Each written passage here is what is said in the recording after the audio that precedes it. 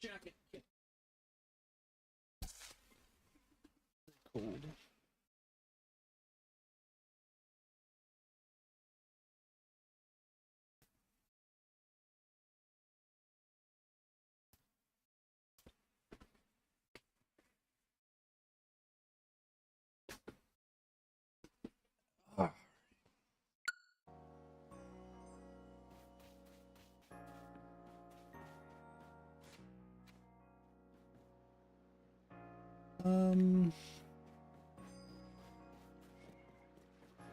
I gotta remember how to play this game. It's been a minute.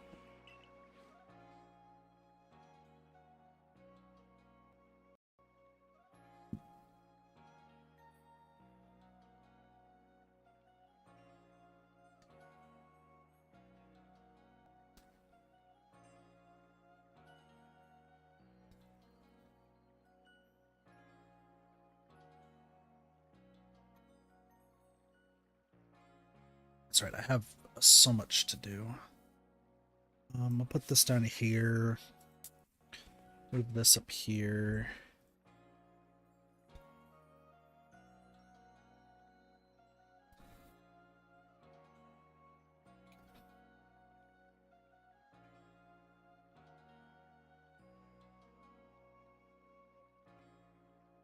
Ugh, lots to do.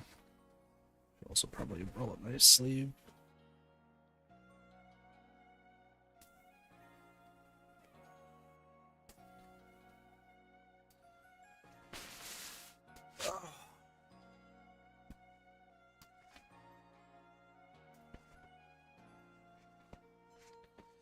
Very, very good. Okay. Is the 10? Well, okay, so it goes to, yeah, that makes sense. Whatever it is, -1. Okay. We got things to do. I think for the first hour, we're gonna look for shiny Eevee. And then after that, we got some alphas to find. I say as I'm dying, apparently.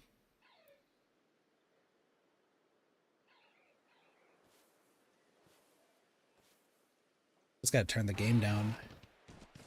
At least for my computer. So we got stuff to find, as it were. Really, I need 2 more shiny Eevee, and then there's a few other things to find, but I'm not super worried yet. I was considering if I wanted to, like, just also look for Cherubies over there. I'm not super concerned. So. Whoa, massive mass outbreaks. It's the same areas.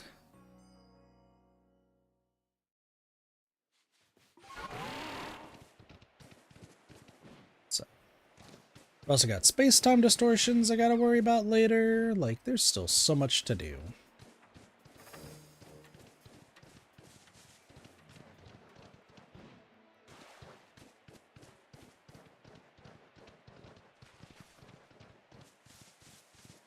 As long as we find one of the different colored Eevees, like, we'll be okay. What would you like to do? Return to the village.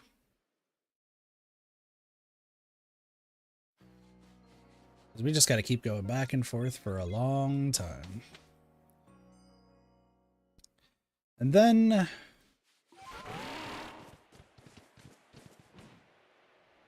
go from there. Hello, Alpha Shinx. In fact, don't need you. It's pretty easy to get everybody that's not you. Still rather surprised we haven't come across even a shiny Ponyta during all this, too.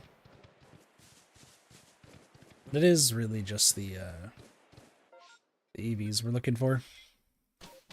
Also, I'm not in face cam today. I would like to just relax. And this is also just not one of those games where you really need to see my face. That being said, what happened with the Nyani? It's supposed to... like it didn't stretch all the way. There we go.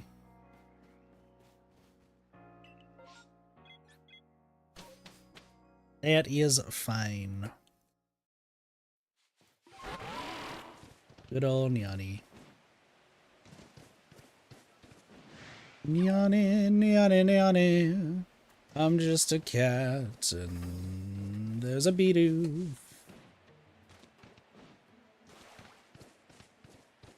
Part of me wonders if I should also go try doing some like crazy stuff for space-time distortions. I mean, okay, so ZA has been out for a little bit, right? I'm assuming, because usually when the next Pokemon game comes out, usually what happens is like... I'll turn up the game quite a bit. Yay, good there. For a stream at least. Usually when like a new Pokemon game comes out, like everyone goes all in and like uncovering the secrets of the previous game. So with that, I'm like, maybe I should go and see if anyone's like now discovered like a way to consistently get the space-time distortions. That's like the really big thing. Like obviously finding Cherubi and Cherim is gonna be hard enough as it is. But getting the space-time distortions like consistently 5 minutes, that would be dope. The question, as always, is how do we even do that? So, I mean, I'm just a cat. Also, Kurobo must be Kanzai. Based on the hello. He knows. Who else calls me handsome? That's completely incorrect. As you can see, I'm just a cat right now. That's all I am.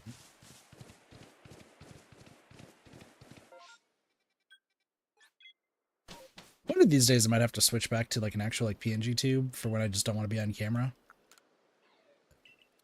But how are you doing today, Kanzai?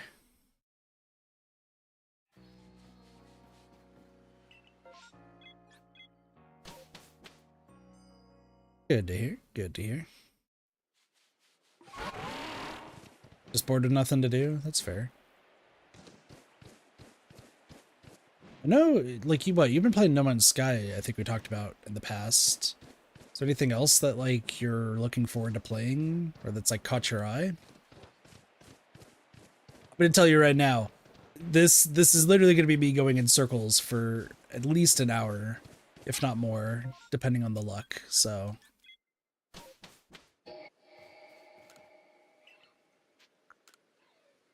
But I guess I do that by chatting, so... I've heard good things about Megabonk. Is that it's a roguelite game, if I recall.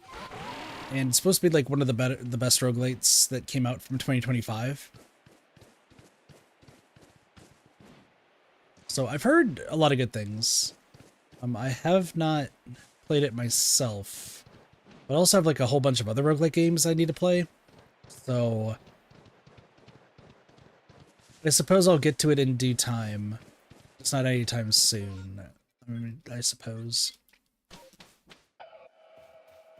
There's also like so many games to play. I've been slowly updating my backloggery for the past few days while also working on the DVD script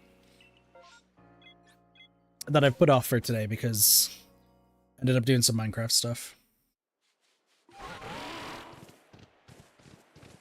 But assuming, depending on what ends up happening later today, you know, it's either going to be more working on the script or maybe more streaming. I'm 11 pages into the script and I'm only like 5 survivors deep. So I am pretty sure that the script is about to be so insanely long. But like, I'm having a lot of fun writing the script, but that's just because I enjoy writing in general. I think the rough part is going to be me having to like learn how to edit. That's gonna be terrifying.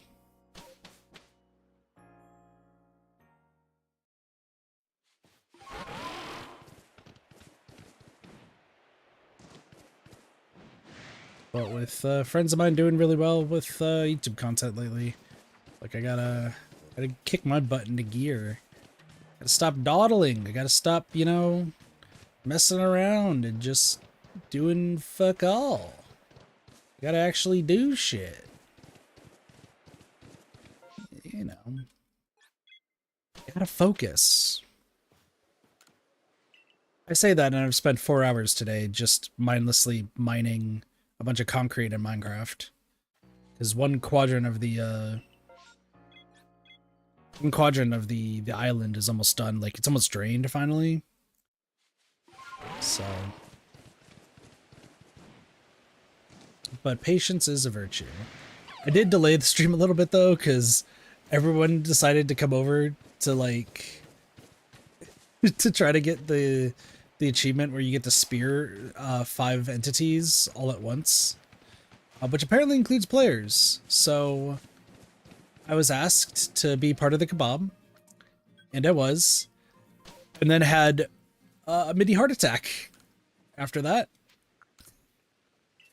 So for reference's sake, and Kadzo, I know you know this, but for the rest of chat, I had to build a insane like above ground storage system just to sort everything in my Minecraft island to like just like a really particular degree. The thing is, it is very prone to creepers exploding and stuff like that, even with it all being lit up. Because there's stairs that lead down, I just don't have enough lighting to make it sustainable. So my goal is just to make sure no one's around that area and to make sure no one's around the area, and then when I have to go to sleep, like, did those two were those two on top of each other? I guess those two were on top of each other. Weird. Okay. Because I was like, didn't I just stun the shiny? Whatever. But no, like, it's not properly lit, and I still need to work on getting coal and like getting like a renewable source of charcoal. So, but if you know, go AFK right next to the chest area, there's a very real chance that a creeper is going to spawn. And with that being where all my chests are, you know. How's it going, Blue? It's been a minute. How's the hunting? Yeah. Same old, same old. It's, you know, shiny hunting's nothing special. Just run in circles for a very, very long time. So every chest made specifically one item at a time, just group all similar items to chest. Well, the goal that I made is that every single chest is supposed to be filled to the brim -2 with one item. So even though, yes, you could put similar items into similar items, the absurd goal is just have everything in like just per one chest in maximum. It's not like crazy. I mean, it is crazy. Let's just be real. But I don't know. It's not that big of a deal, and like I'm always like away from the chestmans at night, so creepers won't ever be an issue. So I don't really mind it too much. The problem is everyone decided to AFK right on top of the chests, which I had like was panicking and just like watching them just to make sure that, you know, nothing spawned. And then they came back and they were wondering why I was like pushing Cactus into like a little spot so I could build a little hut to protect him because he was still AFK. And I was like, by the way, like, you do realize creepers spawn up here, and it clicked for everyone that they just AFK'd next to a whole bunch of chests that are very prone to exploding.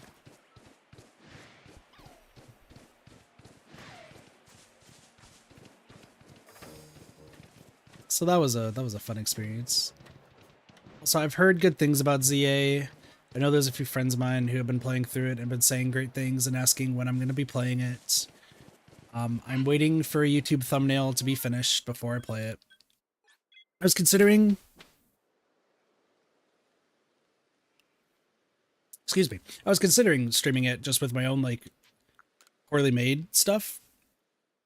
However, I don't think that's, like, good for, like, new series nowadays, at least for YouTube side of things. Twitch side, y'all don't really need to worry about it, because it's like, whatever the title in the game is, will be here. I hope I'm able to avoid spoilers. I have lurked in at least one ZA stream.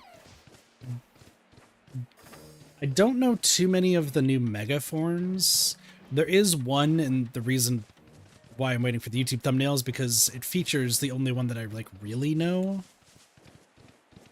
But I also like just don't care about story spoilers when it comes to Pokemon. I know other people do, so I'll be respectful and like obviously say, hey, don't spoil in the chat for those who really worry about it.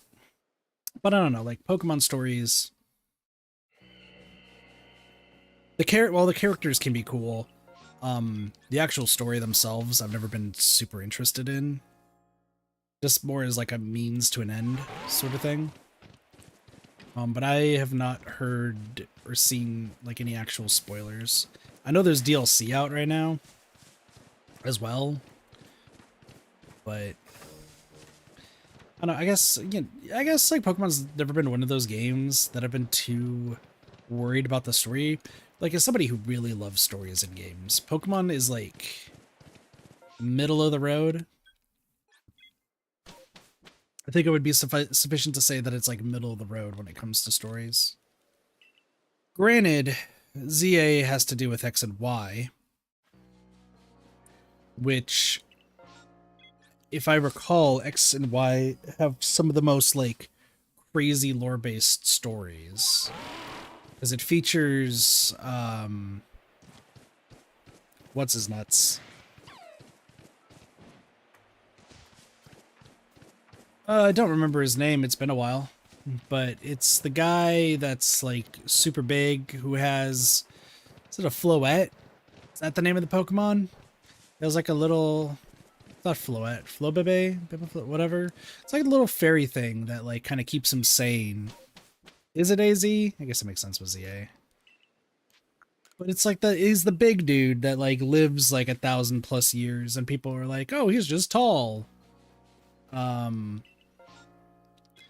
then it's like, oh no, he's just been around since time immemorial. Like, oh.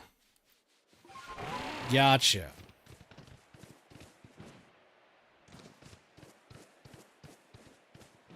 So like, I remember that from X and Y. I don't know if that's... I mean, I assume if I remember that the guy's supposed to be, like, around for ages, he probably is in ZA. Because it takes place in the same, like, region, from what I recall. Story's pretty good, but I was more concerned with the Megas being spoiled for you. I don't know, I'm pretty good when it comes to avoiding spoilers for the most part. Mostly because, like, I don't watch trailers for hardly any games, and which is both a pro and a con, because trailers, as a TV trope mentions, trailers tend to always spoil. So with trailers being prone to spoiling, I don't want to really risk it. But at the same time, how am I going to know, like, of any new games without, like, watching a trailer? So I always tend to watch the trailers that, like, have no gameplay, just to see if, like, it will pique my interest just enough, you know? But I also didn't watch the Game Awards this year. So I didn't see, like, any, like, new trailers and stuff. To be fair, I don't think too many people have been talking about any, like, trailer revealed in the Game Awards. I think more people were... For some reason, irate about Claire Obscura. I always get the name wrong. The game that won the Game of the Year, like...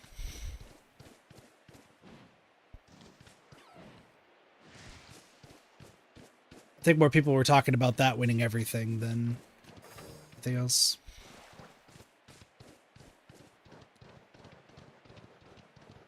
understand why there were people like upset. It seemed like that it won game of the year and like all these awards. Like, I've heard it's a really good game. It's, you know, it's seems like a very, very interesting game and a very, very beautifully made game. So I remember a report coming out like prior to the Game Awards. I think there was like a big streamer who was complaining that like no multiplayer games would ever be considered and saying they should be like featured for like Game of the Year. I remember that being a topic of conversation. Which, like, when it comes to like multiplayer games in Game of the Year, I think multiplayer games tend to get bogged down by like their communities or just like the general nature of the game, that I don't think any of them really reach the pinnacle of like what a single player game could be. So, are you talking about like a multiplayer game should be a game of the year, or my opinion that I just don't think that they really should be included? Oh, that, yeah. Yeah, it was, I don't remember. It was like some big streamer who was saying it was either the new Call of Duty or the new Battlefield. It was one of those that like he was complaining that the Clair Obscura should not be considered. It's just the shit game because it's single player, which like that's a sentence in of itself. Like, come on, you might not like single player games, but don't like, you gotta admire the art. That's art, you know? But if you're gonna try to bring like Call of Duty or Battlefield in there, maybe I'm just biased, but I just don't think either of them hold a candle to like maybe even like the top 100 games.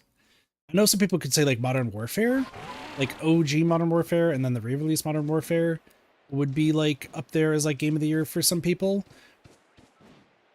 But if you're treating it as like multiplayer based, like that's, you know, there's a bunch of Call of Duty games that are more or less very, very similar. You have to base it on at least the story, in my opinion, which is the single player aspect. And most people, I think, that play Call of Duty don't really care about that. So like it's hard to gauge, in my opinion. But I also am somebody who just doesn't care about Game of the Year. Like, it's like, cool, Game of the Year, awesome. You want a reward. Okay. Like,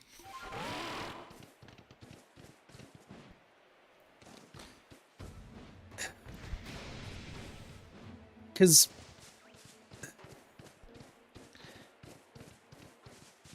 there's so many games that like would classify as people's game of the year that would not be Clair Obscura. For a lot of people, sure, it absolutely would be. But there's other games that people have probably played that they're like, nope, this is my game of the year, hands down, and it wasn't even nominated. I know people would say the 100 line is a lot of people's game of the year. Blueprints was a lot of people's game of the year.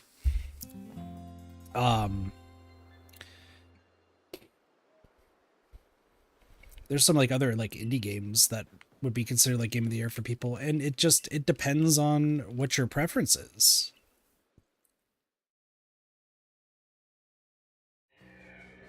Preferences, yeah.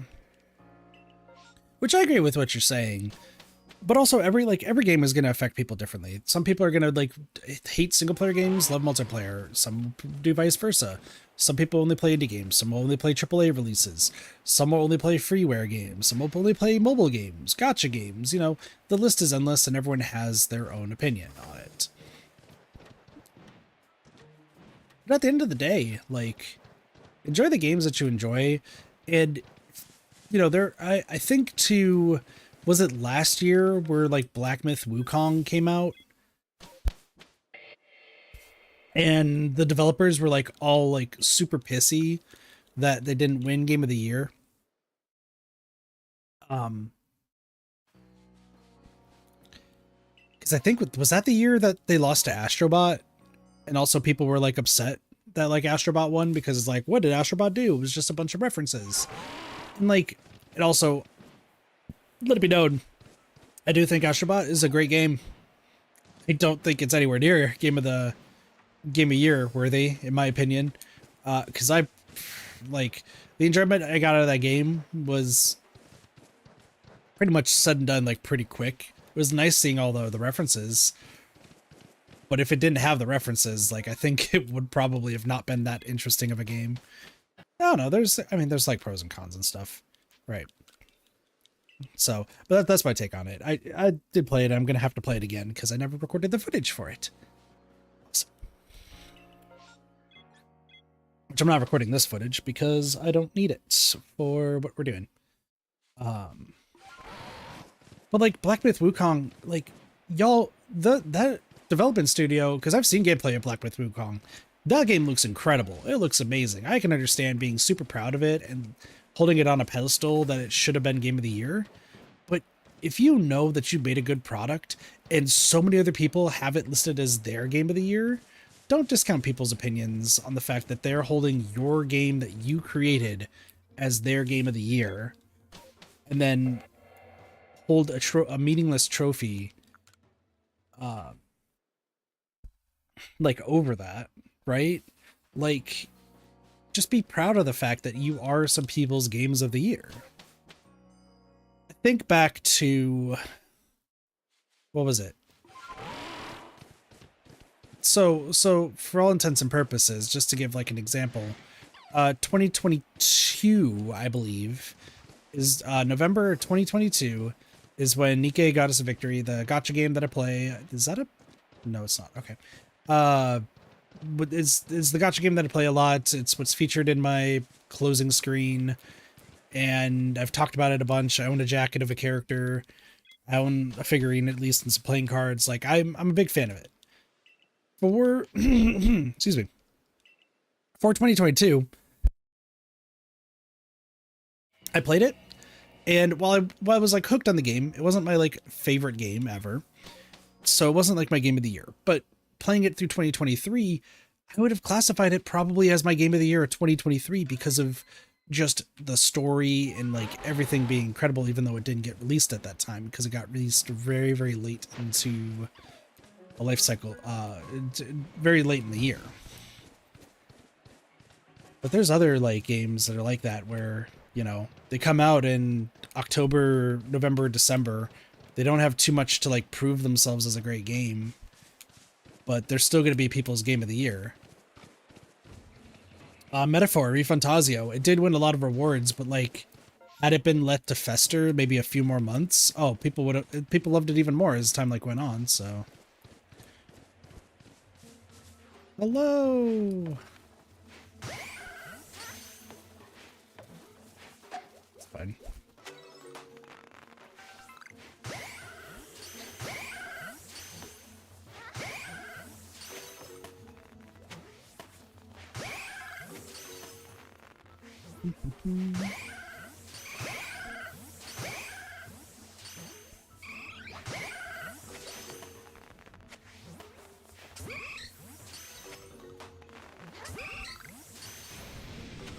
Buddy, why are you upset?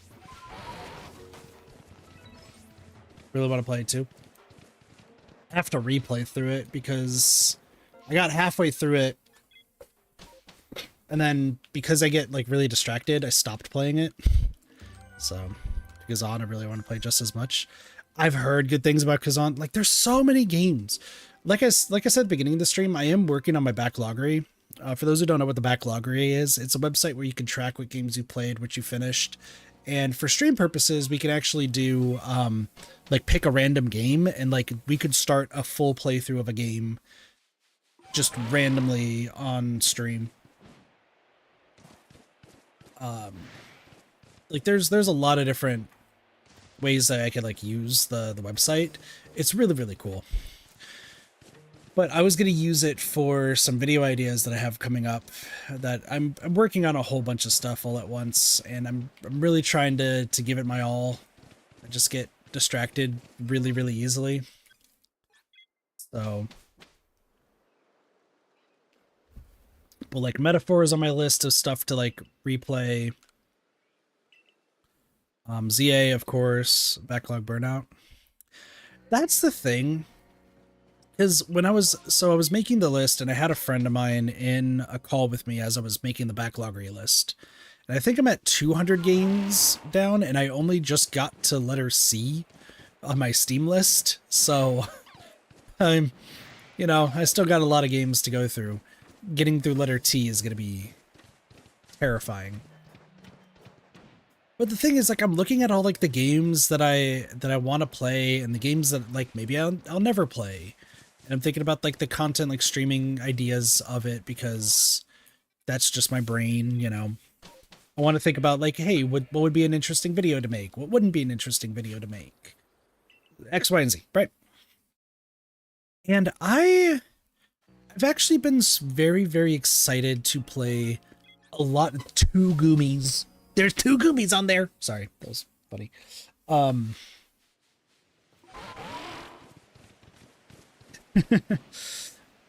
But I've actually been, like, really excited to play through the games that I've, like, been seeing on my backlog, because I at least also have one or two games that I'm consistently playing for, like, a long period of time. Since I am playing the game for a long period of time, like, that's my long play game. That's, like, the game that I can just keep going back to and play over and over, and, like, consistently and grind. And then, oh, I need to play, like, a different game that I've never played before, or start something new. Let's just jump into it, and that's fine. But as I'm being reminded, I think I'm an oddball when it comes to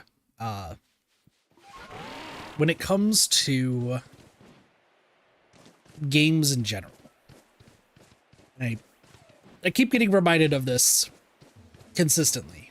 Once again, I've refused to play Minecraft for the longest time, and then I got convinced because it is just very easily able to get convinced, apparently. And we were talking about it earlier today, just for reference here. I've been saying that a lot, just for reference's sake, just for reference's sake. Also, I need to turn this down a little bit. Sorry, I was like, I think my mic is, like, peaking, so I'm trying to, God, I'm so anal about audio. Holy hell. There we go. That should be better. We were talking about in Minecraft today about the fact that for those who have not seen the Minecraft streams, which is a sentence I never thought I'd say, I've done 2 streams, and I am making a 100 by 100 island inside of it was a bit loud. Okay. There we go. That might be better. It's hard because I can't hear myself.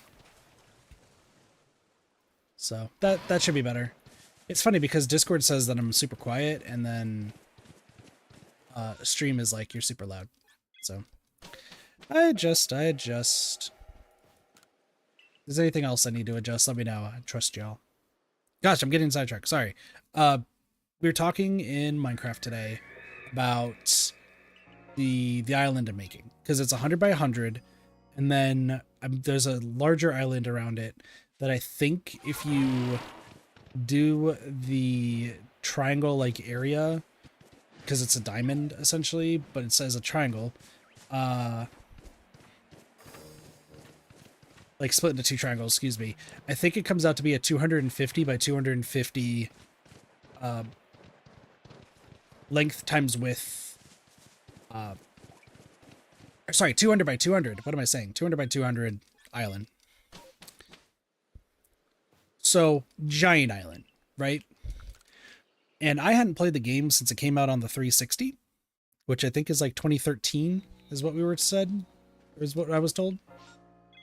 So I just kind of obey what OBS tells me. See, this is just in the middle of the yellow.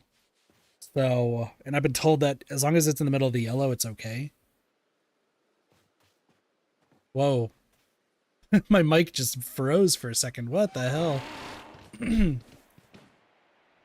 Something happened. Whatever.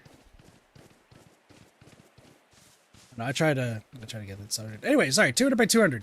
And I've just been working on it, like, nonstop, like, getting farms set up, I'm about to get a villager breeder like farm set up and getting a little underground town going.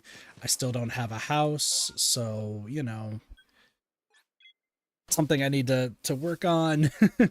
Like there's so much that I need to do, but I'm getting it all done. I'm taking it slowly but surely. I was also building like a giant dirt tower around a flower farm and fixing that up. And we were talking about it earlier today about the fact that I just got back into the game. I've only been playing the game for like a month now, and I'm doing these big projects and just seeing them through to the end, being very, very patient with them. And if it doesn't work the first time, I actually just go back and fix a little bit of the things. I have a bone meal farm that sometimes I forget about, and then I have to go fix that. And I've not ever really complained about the fact that I've had to fix this bone meal farm like 10 times. And everyone's just like, they call me crazy for doing like these big projects. Sure, that's fine and understandable, and I get it. But on top of that, they've commend the fact that like I've just been patiently going through all of these projects that no one wants to do, or no one like has the drive to start and get done. Which I told Cheese, a friend and mod of the channel, and Cheese is like, well, that's probably because they don't know you that well, because you tell me that, and I'm like, yeah, no, that's just what Kit does. Kit's gonna like calmly go through and just be super patient about whatever happens, because he knows it's gonna get done. He knows he'll be able to achieve the goal. He's just gonna patiently go through it. Like, that's who you are, Kit. And then we attributed it to streaming too, where it's just like, you've been patiently doing this for a super long time, and you know, you still see it all the way through to the end. You haven't given up. You're somebody who just doesn't give up. And I thought that was sweet. But it is true, like, what is going on?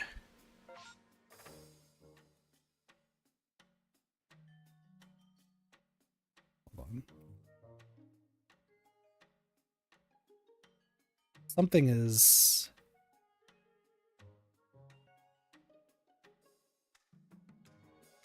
glitching out a little bit, but I think we're good. Sorry. Doesn't help that my computer is like not up to snuff right now, but that's fine. Oh, that's right. I need to go look into getting like a stronger power supply for my computer. I might do that tomorrow when I'm going shopping. That's the thing. But yeah, sorry. I just stick with things to the end. Like, I'm always determined to see things through. It's why there's most people who would get bored of doing the shiny hunt and give up after maybe like 30 minutes. There's some people who would see that they don't get the returns that they wanted to with streaming and making content and would give up like shortly thereafter. There's people who, you know, they do a challenge run and because they failed it the first time, they just give up because they don't want to do it. Take it easy, Blue. Great to see you again. You have a great night. Hope to talk to you later. Sleep well. Sleep well. But yeah, I stick with everything through to the end because I don't want to half-ass anything and I don't want to give up. There are times, though, I am human, and I am also not in the greatest mental state, as I've repeatedly said. So there are times where I've like been close to giving up on goals, but I always seem to bounce back. That's just how I am, and I don't know how. Don't know why, but I still keep bouncing back. It's why there's the running joke that for the past 3 years I'm saying I'm making content. I think the only content I did was reviewing Hat in Time custom maps. Which that's another game I gotta get back to.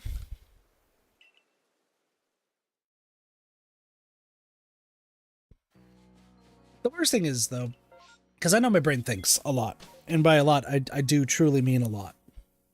So I know that, like, I have all these ideas. I write down, like, every little idea that I want to do. And it's like, am I capable of doing this? And unfortunately, like half the time the answer is no, because like there's certain editing things that I would love to show that I just don't know how to do, and learning, I might not have the time to learn considering job stuff. Uh, but also like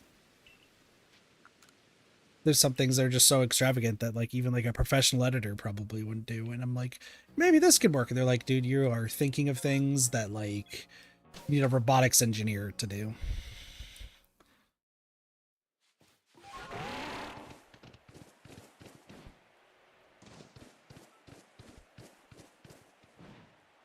I just overthink everything and think a lot.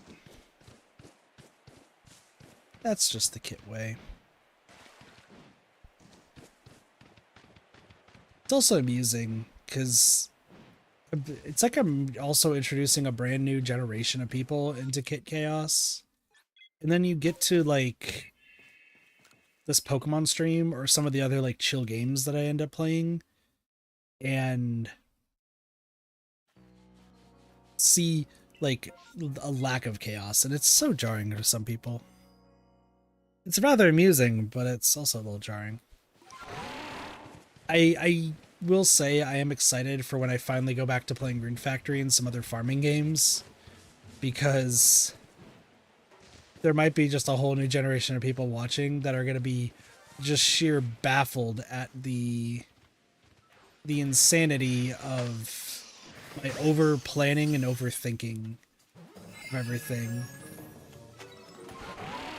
and also using like mathematics to build the most efficient farm I can think of.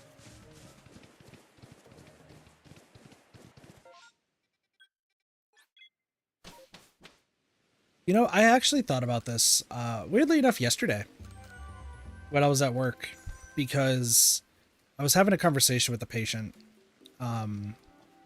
This is not medical based, by the way, so this is not like breaking compliance or anything.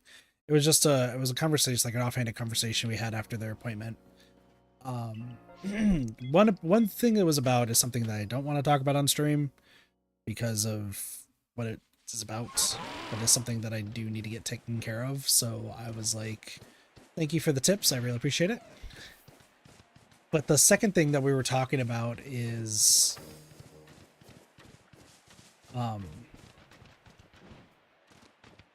wow, my brain just stopped. It's like, we did talk about this because I know I talked to them about it and it was a fun conversation, and now I just don't remember. Because I say the sentence and then my brain's like, nope, you do not remember. Do not pass go. Do not collect the $200. Go straight to your brain just stopped. What in the hell did we talk about? Oh no.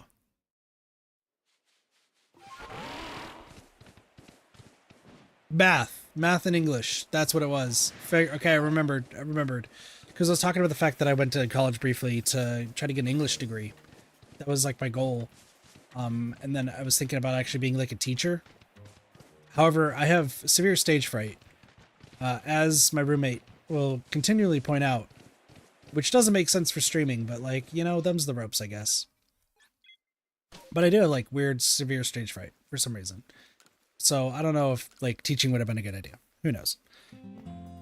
But you know, most of the jobs I've ever worked all involve math in some way, shape, or form. And then streaming also involves math. And there is like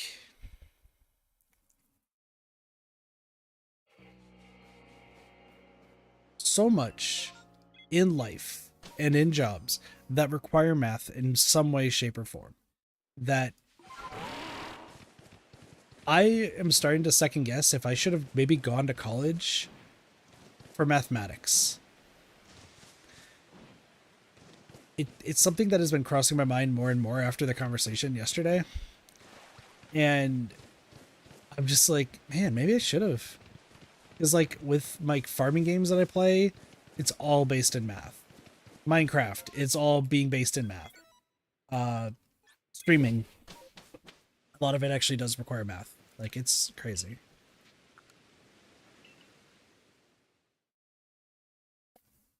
But I do like English a lot more, so I think I'm glad that I stuck with that. Also, sorry, I like to jump from conversation topic to topic a bunch. Just kind of how I do things. Job stuff, because since I'm leaving my job in a month, which thank fucking goodness, oh my gosh, the sheer absurdity of what is happening, this is going to be a long month for me. It is going to be such a long month that I'm going to be so glad when it's over. But I was thinking of like jobs to work. There is, there is the chance I still stay where I am right now and have to find a job here. That's fine. I am still in talks with family to see about what I can do if I do end up going back to Arizona. I don't want to live with them. That's like, I put a hard stop to that. But considering what might end up happening, I might not have a choice. So like, it's just kind of up in the air. But I was gonna go back into the insurance industry just to like expand my knowledge on that and just kind of see other aspects of it. But I'm wondering if I should take a job that might actually help with streaming, which sounds dumb, but I know that it would help me in other ways.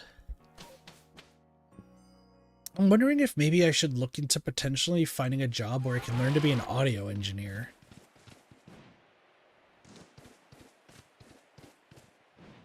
Because I've done like audio, like soundboard stuff in the past, music, DJ and stuff. I've done that before, but I feel like if I would learn to be an audio engineer, not only would it like expand if I ever want to go back to DJing, but it would also like help with streams because then I would be able to like properly audio balance a lot easier. I'd understand what like half the tools are. And then on top of that, like that would just, I think that would like help more than hinder me. The problem is with audio engineering is I'd probably be so busy with so much stuff that streams would probably take a back seat for a while as I'm learning and going from like venue to venue. The only reason I would think that I wouldn't want to be an audio engineer is because I don't know if I want to take that much responsibility of like having to run an event and make sure everything is perfect. And if it doesn't go well, then it all falls on me. Which in the past, when I had to set up sound systems stuff before, I've done it and there was no issues at all and it worked perfectly fine.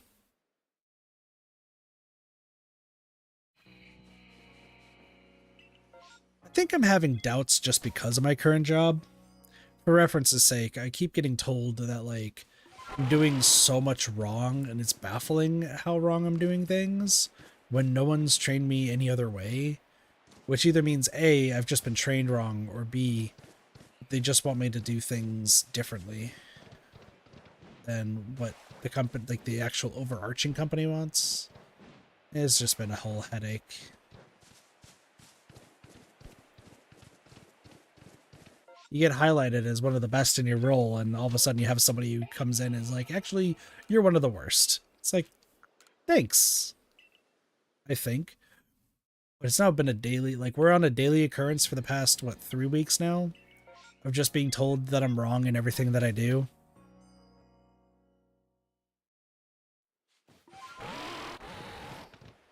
Oh, it's exhausting.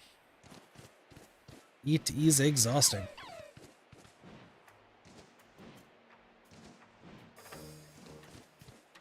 I don't think too many people realize that like the stress and like the beatdown that you essentially take from work, there's always this saying, right? Sorry, I'm itching my nose. There's this saying. Leave your, like, what happens in Vegas stays in Vegas. What happens in your personal life, it stays in your personal life. You leave it at the door. You focus on your job when you're working your job. You don't need to get personal life or anything else roped into it. Great idea, however, in practice, doesn't necessarily work out that way. because you can't just like flip your brain off and be like, flipping brain to working mode. And the thing is, it also works both ways, where you'll have a boss that says, oh, leave your personal crap at the door, you don't want to get that involved in work. But oh man, if you get stressed out at work, they do not care if you bring that back home. They're like, oh, you're stressed out at work, all right, clock out and have a great day, go get some rest. By the way, reflect on everything that has happened today and everything that we told you. We're watching you. It's like, huh, can I keep my work stuff at the door? Can I like not have to worry about this sort of stuff? It's like, no, you have to worry.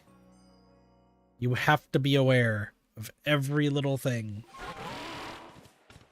It's such a hypocritical statement.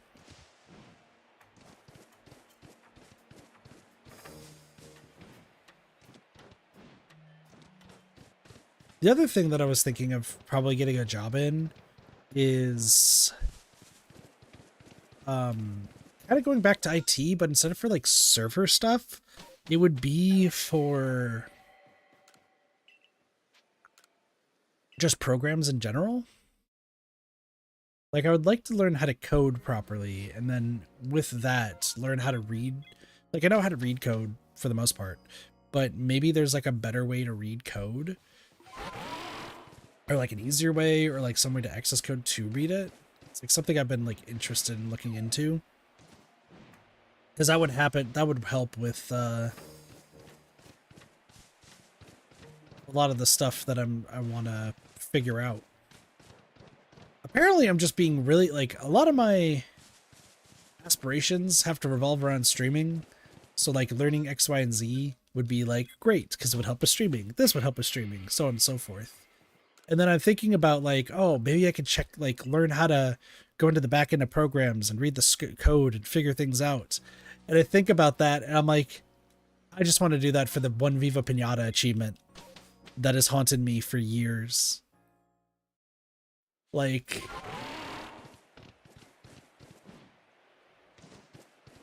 that's the only reason. Well, okay, I guess it would also work for this game, because that way I could read what the likelihood is of getting the space-time distortion, right? 5 minutes to 40 minutes. Let's be real, I want to do it because I want to figure out the secret of the famous pinata. Like, that's it.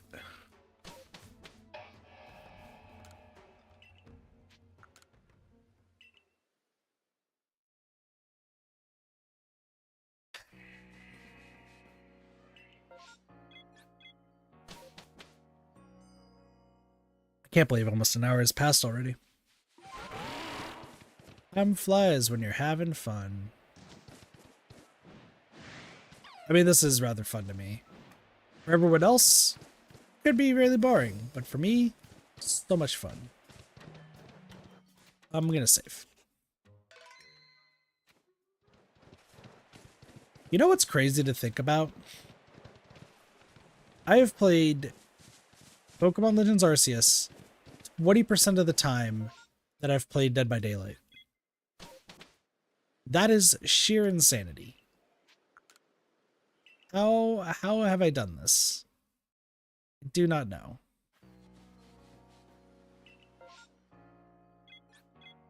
What a spread of Pokemon.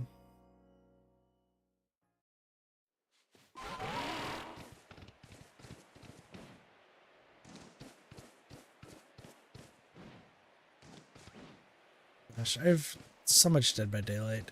We were talking about the second half of the video that I'm making for Dead by Daylight. It's like we were talking about the killer version of it last night. Myself, Cactus, and Gold. And I think, while I think the Survivor one is interesting enough as it is, especially considering like just the surprising value of it, I think the killer one is going to be a lot more interesting, but also just as depressing. Because we were going through the entire list of like killers for Dead by Daylight, like reading their perks and like trying to figure out what the likelihood is that you would get like a good usage of it for a game. And I was just like, you know what? Most of these, you're maybe going to get usage like 1 out of 5 times. So you have to hope that you get it in like a way that you could use the other 2 perks. Like we were going down the list. And then there's also the hypothetical situations and like what classifies as like properly using the perk. That was another conversation we had. So I think it went from like, we were pretty confident that the hag and artist were going to be like the 2 hardest ones. And then I think like 5 more got added on.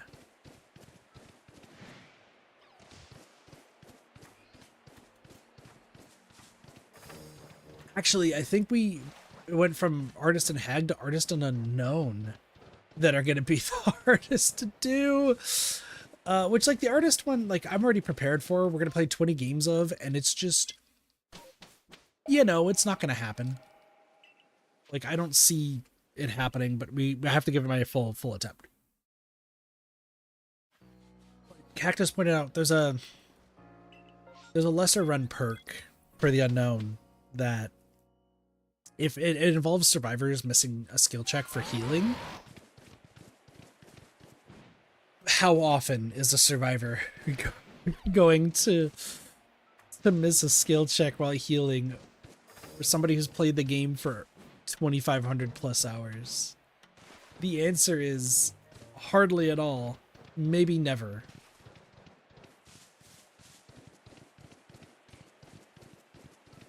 Like, it's just not gonna happen. Oh, it's not gonna happen at all.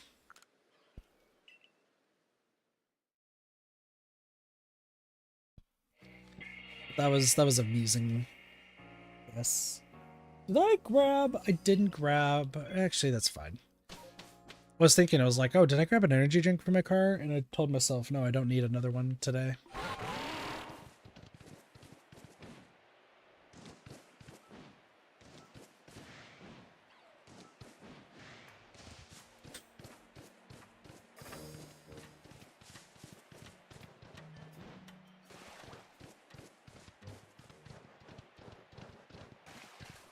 We be running around the trees as we go. I guess nothing decided to spawn there. Alright. Once we hit the actual proper hour mark is when I'm going to start looking for... I'm going to start researching online while we're doing this. Like... about the space-time distortion stuff. There's also Cherubi and Cherim. I do have to consider them, but I'll worry about that later.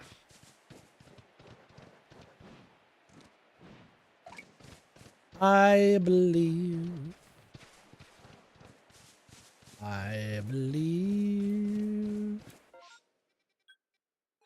What sucks about this video idea, though, for Pokemon Legends Arceus that I'm doing, is it has, like, nothing to do with the base game or any of these, like, shiny captures. It is purely the Path of Solitude.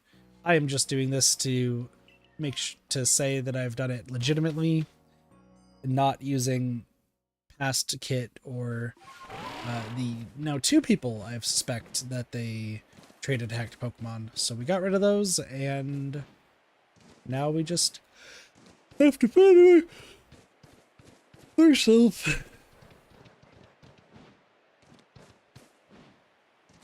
That was a yawn. It's yawning.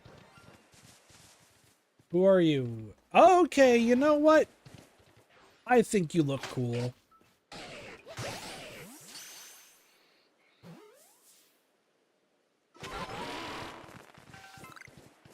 Sorry, I'm a big fan of the blue Ponyta. Like, they look sick. Oh, that's another thing.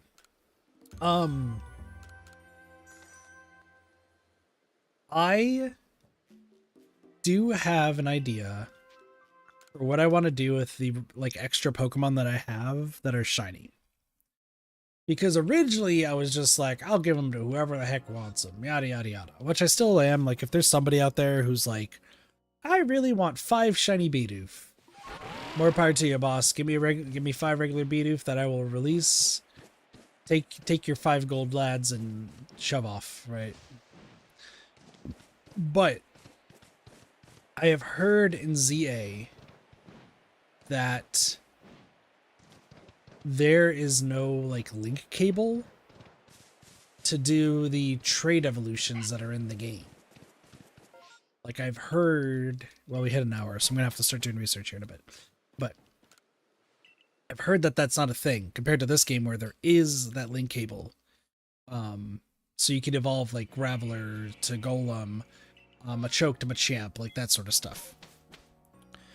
So if it is true that there is no link cable like item in the game, I am thinking that to help other people like level to evolve their that's good job.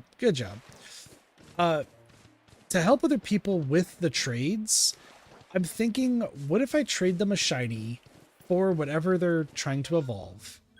And then they just need to trade like a throwaway Pokemon. So that way, not only do they get a shiny, but then they also get their evolved Pokemon. Like just as a little like, hey, I'm spreading the joy of here, take this shiny. I don't need it. I don't want it. Please.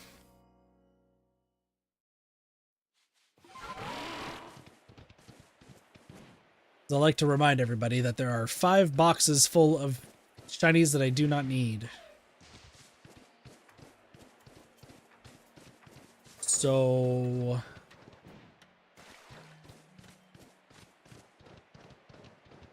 anybody wants some?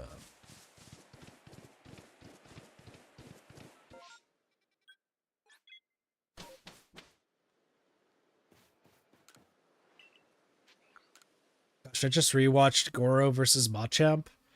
Machamp. I don't know why I said that weird. Goro versus Machamp. Death battle recently. I've been rewatching a whole bunch of the death battles lately. They've been a lot of fun.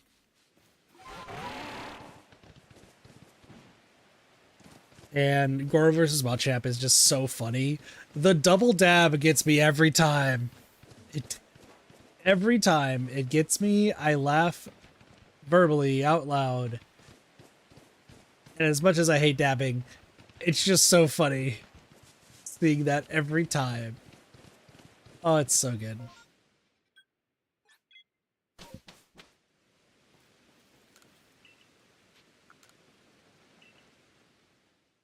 My roommate and I, though, we were talking about the death battles. He hates them so much. Like, he thinks that they're wrong, like, all the time, just from hearing what the matchups are. And, like, there's some that he, like, agrees with, but for the wrong reasons. Like, he's not too, like, interested or big on, like, the actual research aspect. He just, like, looks at both characters, just already classifies, oh, this one's probably stronger. They're not. They're wrong. It's like, But when you get down to it, like, when you look into their history and their background and such, like, there's a reason why this person wins and this one doesn't.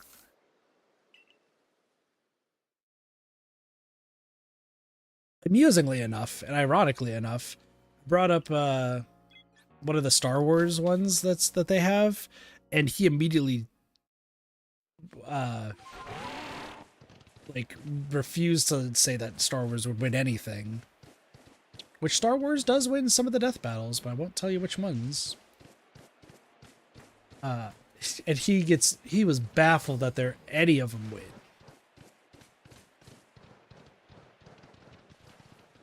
Which is hilarious because he's a huge Star Wars fan.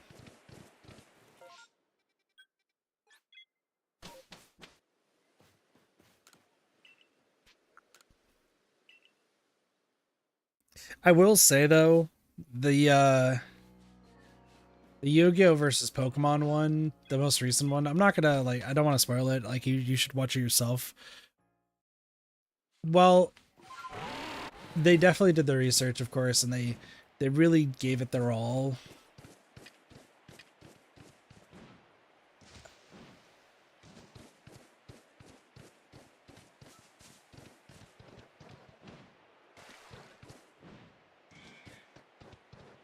I don't know. I don't know if I'm like irked by what the result is, or if I'm just like, I feel like it could have been done better.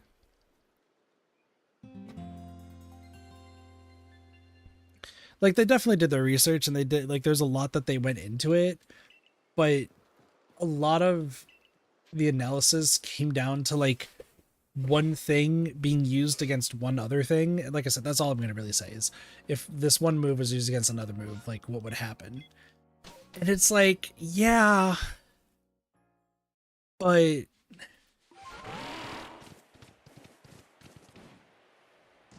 that's not like, I feel like there's a different strategy that we have to consider. Knowing who like our two competitors are.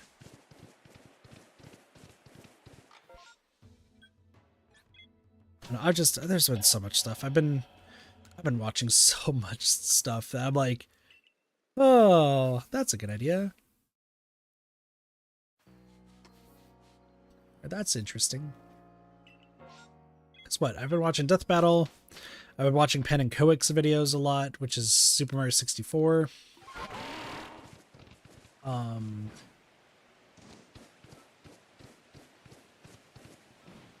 That's really the only two that I've been watching. So, music-wise. I've also found out that, so I've talked about the fact that like my friend Spring and I want to make like Nikke content just because I really like the game. Other than like people like going over the skills of characters, there's not too many like Nikke creators that like talk about the lore or like even talk about it like interestingly enough. Because I watched somebody play through Terminus Ticket, and which is the event that just took place prior to the New Year event. And Terminus Ticket, if you watch it yourself, oh, depression. You're crying. It's so sad. Like it's got to be one of their like more sad stories that they've done an event for in a while. Like it's really sad. But like there's other people out there that are just like, you made me really sad, and they're looking at it like, I don't care. Oh, so sad. It's like you were not engaged with the story at all until the climax, and of course at the climax you're gonna be like, sad. What up, Blossy?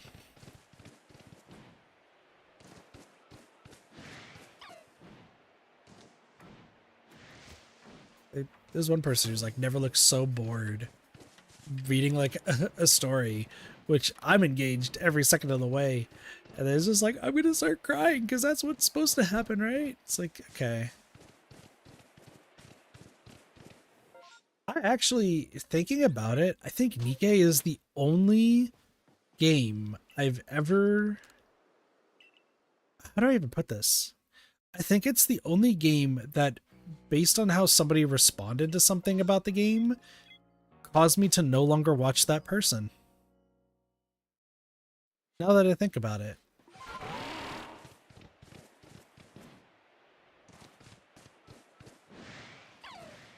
I'm trying to think of like if any other game has done that, or like unsubscribed or like did not want to watch somebody's content anymore, just because of like what I would deem is just a really bad take. But it's like my opinion versus theirs, so like each their own.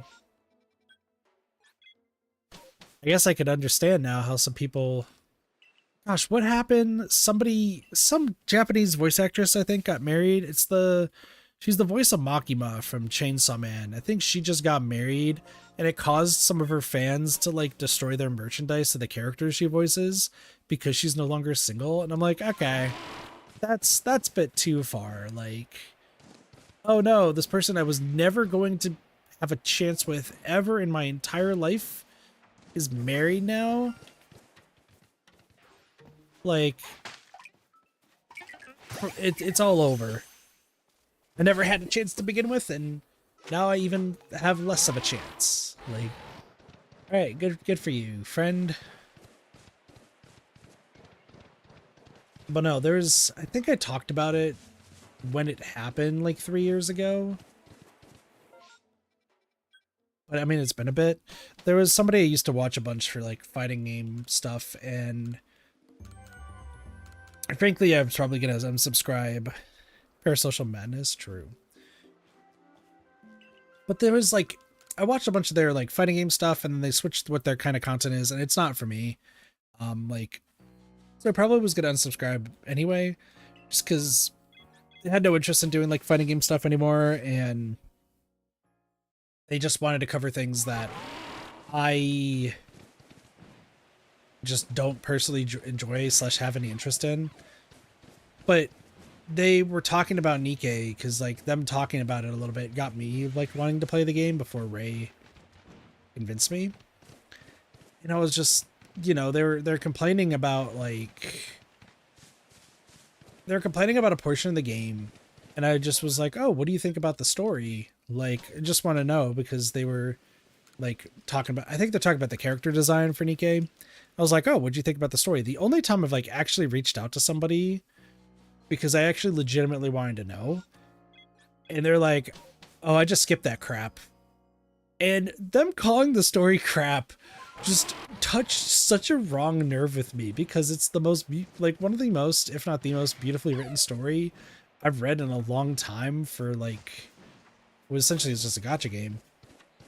It just, having it be called crap, I was just like, huh. Okay then, goodbye. But there are ways of like treating a story. Because I think back to this person I'll say, because I do enjoy watching their content, and I think they do have a point. Which is Aliens Rock. Because for those who don't know who Aliens Rock is, they play a whole bunch of puzzle games. They are like a puzzle game aficionado, probably one of the smartest creators for gaming out there. Kind of sticks to his own corner of the internet, to be fair. But like, man knows his puzzles inside and out, and will go like, will pretty much be able to solve like almost anything. And he was playing this game. I don't remember what the game was called. I did watch it recently, but he didn't put the title of the game in in his title, just because it's him talking about a game that seemingly has impossible puzzles, and the game is technically correct that it does have impossible puzzles, but the reason those puzzles are impossible is because you can't do the puzzle within its own puzzle room. You actually have to go to other puzzle rooms in order to solve it, making it impossible in of itself, but possible using other puzzles. It's a really big mind bender, and it's a really really cool game. He just played through the DLC, and I think it's not up yet. At least I haven't seen it. I think he has one more episode of it coming out, where it only features the last puzzle in the game, and apparently this puzzle took him like actually days to complete because of how complex it was or something. Some sort of like ridiculous like long puzzle. But he makes it very, very apparent that for most, if not all puzzle games, he does not care about the story in the slightest. He has no interest of it. He does not care at all. And then there'll be people who grill him in the comments, and I actually even read it because he also reviews the games in his comments, of like, well, why don't you care about the story? Like, you didn't get this emotional attachment or anything. And he's pointed out numerous times and time again in the comments that he loves good stories. He loves fiction and, you know, mysteries, good stories, movies, that sort of thing. Even if it makes him emotional and everything, like, he loves a good story. But his bread and butter is puzzle games, and this is something I agree with. His bread and butter is puzzle games. If you want to play a puzzle game, you know, you have to, like, if you want to play a puzzle game and that's all you really want to focus on and you don't really want to focus on the lore, then that should be what the puzzle games that you want to play are. They're games that are just puzzles. You just solve the puzzles. You don't need to worry about the overarching lore, because why is it there for just a game about puzzles? However, he did point out, and I remember this comment, I think this was like during Card Shark, I want to say, or it's like around that time. He pointed out that if the lore in the game actually helps with solving the puzzles, and it's let known right off the bat. No, blueprints, this would be it, because it was talking about blueprints. If the lore in the game actually helps you solve a puzzle because it is necessary to know, then that's much more interesting to him than story being there just for the sake of story. And that's fair, because in blueprints you do need to know a little bit about the overarching lore to solve puzzles in the game. And that's actually interesting. Like, you're actually interesting it, because I think he did really like the lore in blueprints, at least the much that I watched before I had to stop because he was catching up to where I was in the game.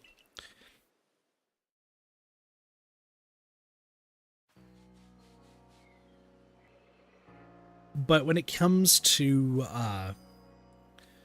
the impossible game I was just mentioning, there is a puzzle in that game that requires you to go around and read and memorize the lore of these random paintings that are like randomly found throughout different rooms.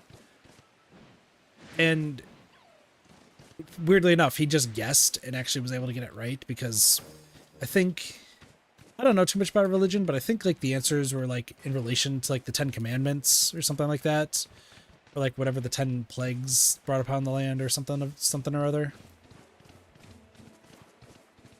So if you like vaguely knew about it, you could guess. Like he like actively like just did not like that, and I understand that, right? It's like, okay, you like, this is not you not liking lore because you don't like lore. You're not liking lore because you're not being told that it's going to be necessary in the game, so you're just going to discount it because it's just fluff to make a game interesting that you don't need to add to it. I think that makes sense. It's why like a game that hinges on a story like Nikke, or say even like Genshin, or even Pokemon, a lot of the time, like you could be super invested in like their stories, but like the story is like a key part of it. Pokemon maybe less so. But for like puzzle games, or, you know,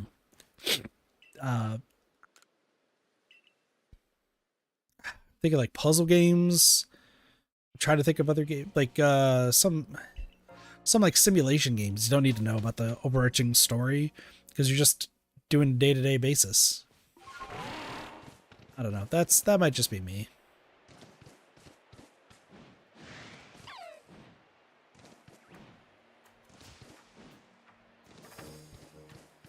That being said, he also did play Case of the Golden Idol, and he was very much interested in the story of that one.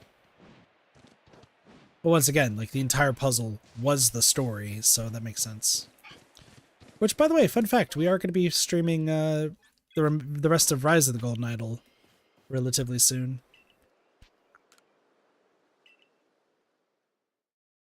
So that'll be fun.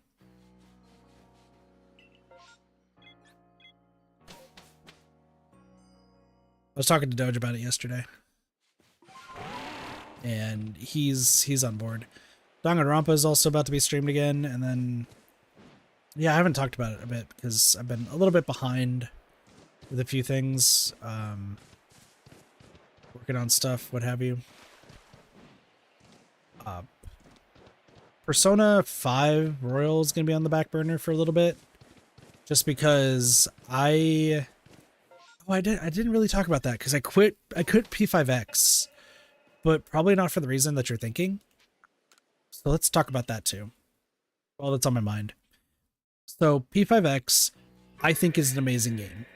Do not get it twisted. I think Persona 5X is great. I think the characters are phenomenal. And even the palaces and such, like the bosses, absolutely incredible. And I love so much about the game. I actually still think that its story is better than P5 and P5R. Like, it's that good. Maybe not good as P4. P4G, excuse me. But it's up there. So why did I quit P5X like cold turkey? I really don't like the gacha style of the game. Do I mind getting all the characters? No, I don't mind that. Do I mind the fact that like personas only have like 3 abilities and you have to like kind of mix and match? I don't really mind that. Getting like proper cards and everything, leveling those up, leveling up your characters. I don't mind any of that. What I do mind is that every single, and I do mean every single event that they do, or like even like the current palace, the seemingly only way to properly beat it is by using the characters of the 2 weeks. And that is really starting to frustrate me, where it feels like there's no real strategy to anything. It's just, here's the team of the week. Do you have that team built? Great, you can move on. Do you not have that team built? Then get fucked. And it's really was starting to wear at me, where like, even like the most recent event, like that by the time I quit, I needed like to level up the person who was just on the banner, which is how the last few events went. And there's some people who like were like top of the leaderboard one time, and now they're like middle of the leaderboard because they don't want to invest in that character, but they apparently have to fully invest in that character in order to like have any chance. It's so bullshit. And having to have your own specific team rather than being able to like mix and match is really draining to me. Like, I think I read somewhere that the twin, so like the twin wardens from P5 and P5R, Caroline and Justine, they just came out as characters, but like they're only useful for their current fight, and then they're not useful in the slightest later on. I think that's what I read. At least according to like what happened like the Chinese version of the game. I don't know how true that is. I could be wrong. I could be just reading something wrong on Twitter as usual. So I'm pretty sure that's where I got it, so it could be. But it's just, I wouldn't be surprised because of just how that game is. It just doesn't feel fun just being forced to use the same team as everyone else. Like, I like picking that variety. Like Nikkei, you can get through most of Nikkei with all the variety. So that's just where I am at with that. I really hope that it does get what I call the solo leveling or the Udapri treatment. What is it? Solo leveling Arise? Is that what it's called? That just came out on PC. I believe Doge told me like it's the gacha game, but without any of the gacha mechanics. Nutana Prince Summon is doing the same thing with Shining Live. They're releasing it on, I think it's like Japanese store of Nintendo Switch, but it's the same exact game, just no gacha mechanics. You just play the game and you'll get the currency to get all of the outfits and all the characters. Which I gotta reach out to Ray. They really do need to just get, like, there was an article, I think it was from The Gamer, I think is the website, but I saw it on like one of those like article repeating websites that like my work allows me to read from, because Why not restrict whatever I can read? I think it was that there was one author's wish was like, I've covered a whole bunch of live service games, and I just want to be real. I hope they die. I hope live service games can die so that way good games can actually come back. Because live service games are awful, and I think everyone does agree, but since they make enough money and the author adhered or like acknowledged it, live service games make so much money that people are not going to stop them until they stop making money. The thing is, once they stop making them and they stop making money, they're probably going to be out of business by that point. So, not exactly the greatest thing.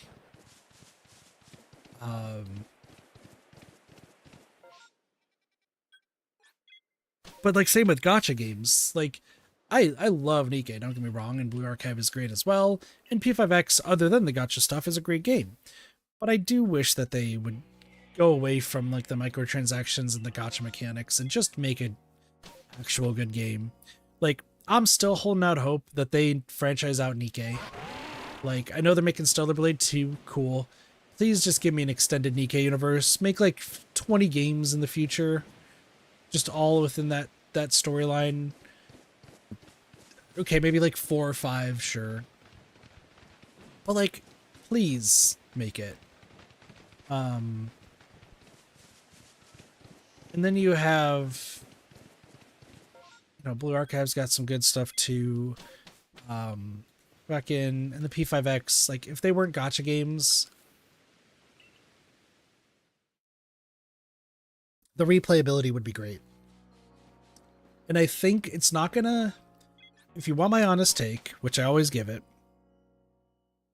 I do believe that we are going to keep seeing live service games and gacha games until we have the first real big end of service announcement. Once the first big end of service announcement actually happens, and by end of service announcement, I mean like games going away that at least 1 million players have played, and like support stops, I think that's going to be when it really kicks people. So we already had like The Crew, which is not a gacha game, but The Crew getting delisted, and like people making that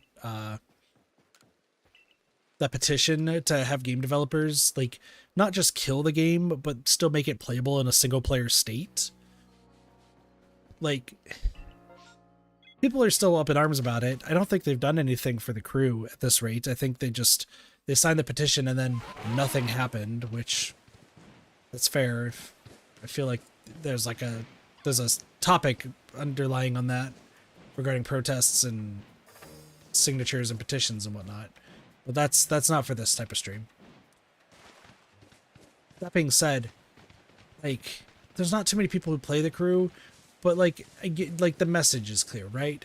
But imagine like all of a sudden they're like, hey, we're gonna stop supporting Genshin Impact, so like you can no longer play Genshin Impact ever. But we're now gonna be putting all of our resources into Honkai Star Rail. So yeah, that's the game that you need to play now. I think that would rile people up enough to like be like, no, can we get this in like an actual like single player format, please? Like purely single player where you're not have to be connected to a server. Thank you. And that's the thing, is I'm kind of, what up, Tantrum? I don't think it's been a while, because you tend to say one or two things and then disappear, but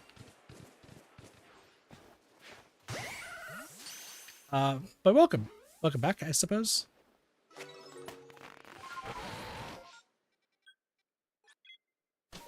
By the way, that's one.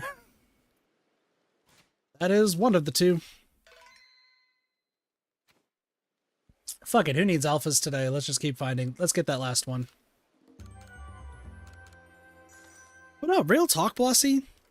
The moment that Genshin goes offline, that's when that conversation happens. Any other game that like goes into service, no one's gonna care about too much. Or most people, like, there's gonna be that small minority that's gonna like complain about it going into service and being sad about it. But even like Tribe 9, which is Danganronpa, like the baseball game that had into service recently, like there's some people who are like Danganronpa fans who are like, oh wait, this is what end of service is? That's not good. And they're like witnessing it for the first time, right? Now, like, or you know what? Pokemon Go. That would be one. Because that's not a gacha game, but that is essentially a live service sort of game. If that stops getting supported, so many people would be up in arms. Right? I think it's just because it's our human nature to want things to last maybe forever. Or have everything last like an indefinite long amount of time. But maybe it's better if it doesn't. Like, it's a conversation to be had, you know? This might be getting to the philosophical part of my brain. But imagine what we probably don't, like, actually, this is really hard to imagine. But if you could imagine stuff that existed in, say, like, the late 1800s to the early 1900s that may just no longer exist now, that we just never realized either doesn't exist or, like, has just been lost to time. Imagine like 100 to 200 years from now. Maybe video games would be a thing of the past, and who knows what form of entertainment exists at that point, you know, 100, 200 years in the future, depending on if we're all still around for that point. And I don't mean people, I mean like human society, considering, you know, everyone kind of hates each other right now, it feels like. What the fuck was that? Chimchar. Okay. But imagine just all in the future, just whatever that new entertainment is, and somebody like somewhere they're outside for whatever reason. Maybe everyone's permanently inside, maybe everyone's permanently outside, who knows? They trip on a rock, but it's not a rock. Because rocks at least have survived, you know, millions of years, so pretty safe to say that a rock is going to survive another 100, 200 years. Imagine they trip on a rock and it's actually a CD case for Max Payne or something from like 2002 or something like that. And they look at it, it's like, what is this? And it's now like a historic relic. It's like, we've never seen this thing before. We've heard of, maybe this is what the video game was in the past.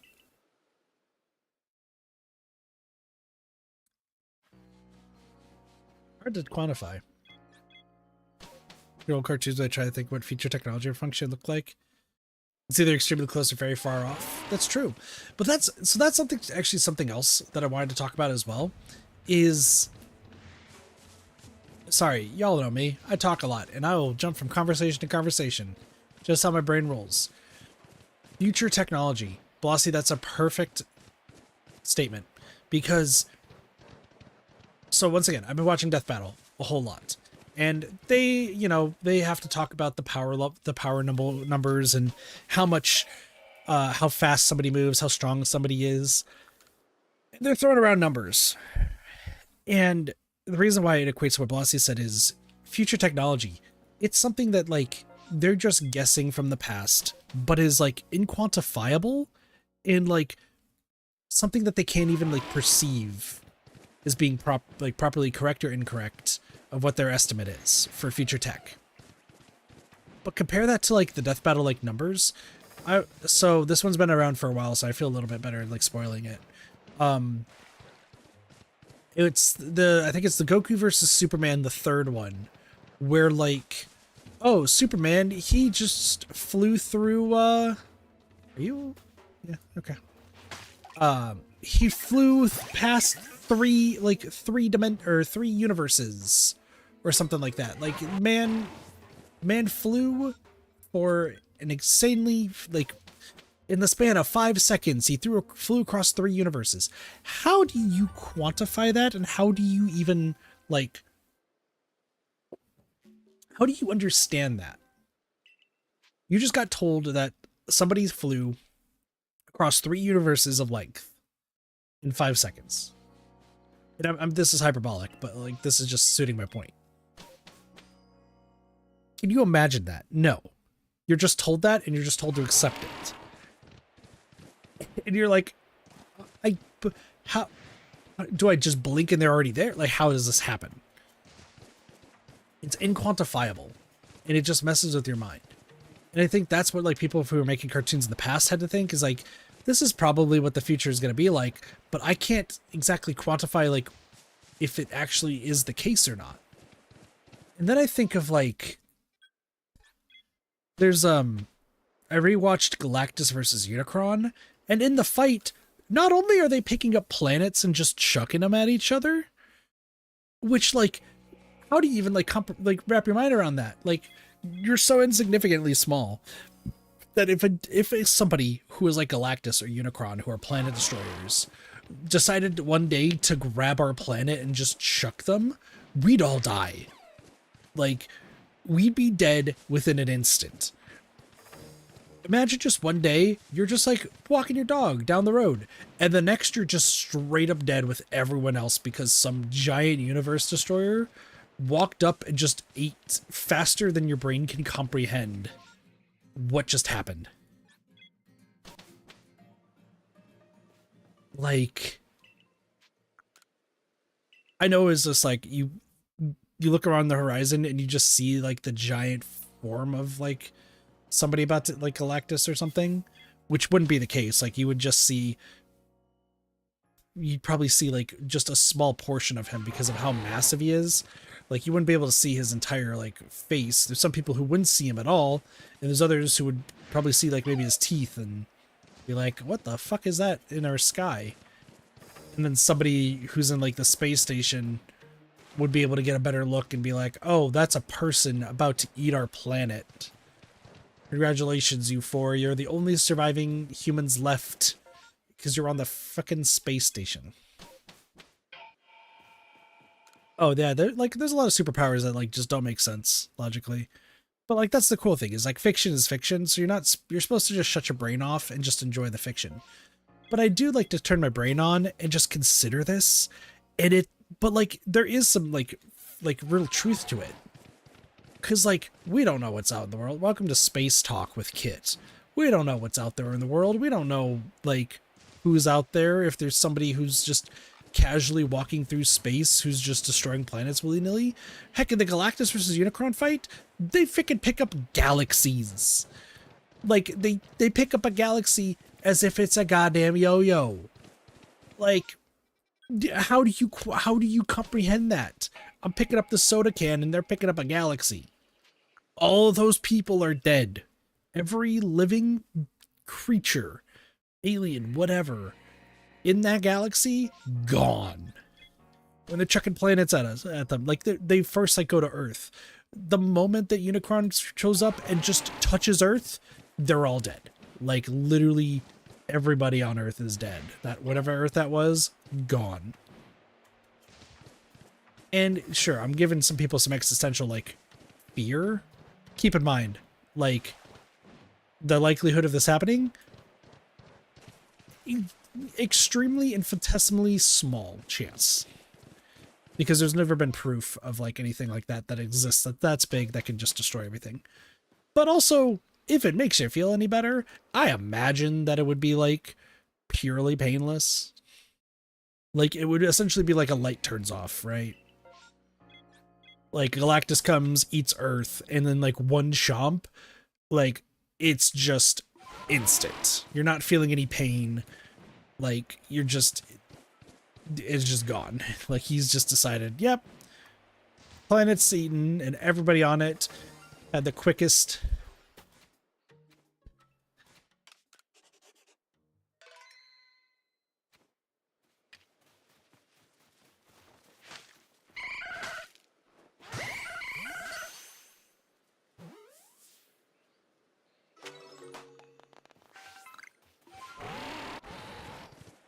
I would like y'all to know that we just captured that shiny Eevee. That's the last shiny Eevee that I need. while talking about dying from being eaten by Galactus.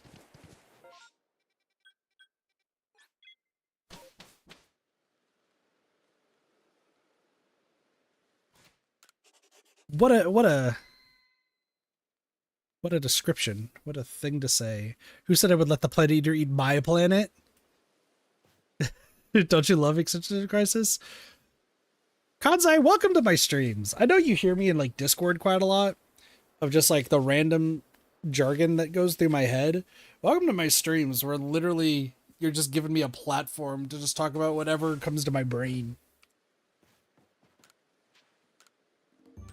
This is just who I am.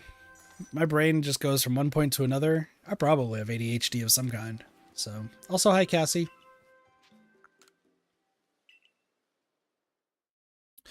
Okay. So, shit. Now what do I do? Okay, hold on. We need to... Why are you here? Oh, is that... This must be the 3 EVs. Okay, hold on. I'm realizing what these are.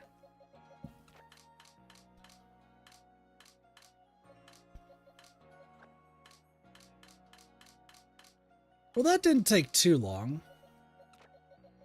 Okay, so I don't remember which ones I need.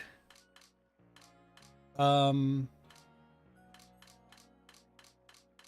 just double check. Okay, we need a Glaceon. So Glaceon is one of them.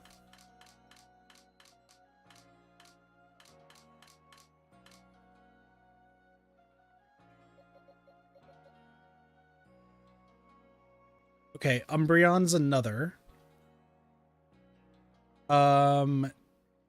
Is Umbreon at night? I'm guessing, yeah. Umbreon would be at night.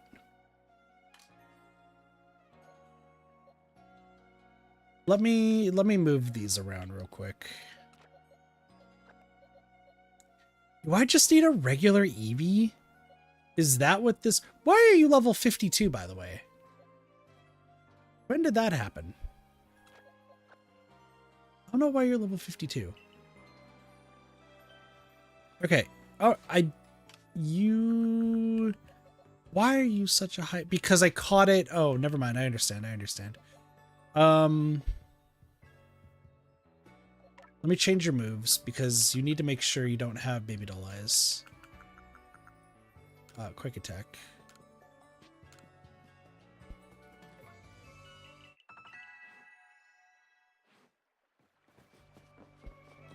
Let's go. Let's get these evolved. We get one of them evolved real quick.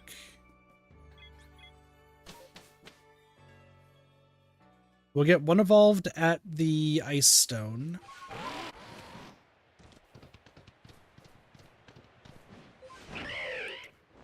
And then we'll go alpha hunting. Or, chat, what do we do? Do we go alpha hunting for the alphas that I don't have? Or should I go start hunting down Cherubi and Cherim?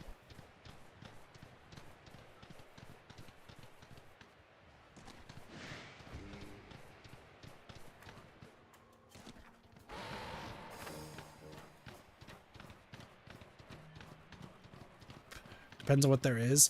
Well, there's still a lot left.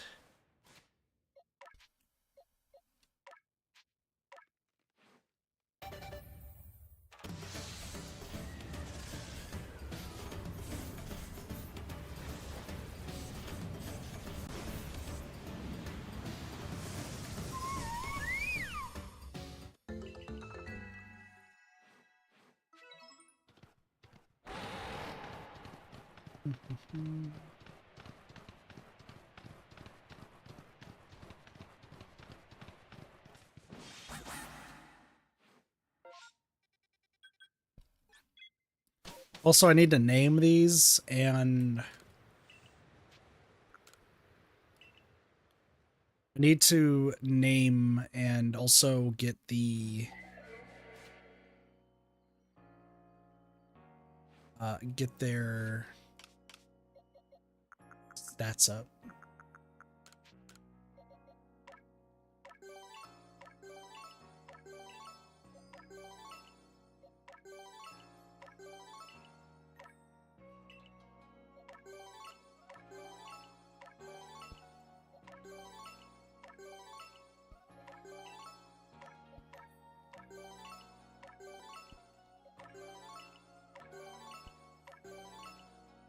Do this real quick.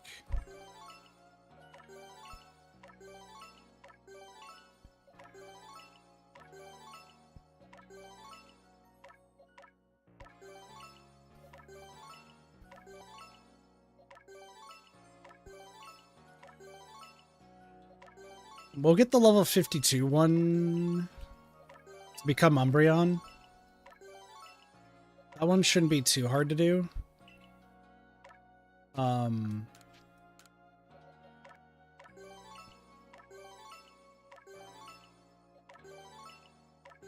I just gotta throw it at a whole bunch of things.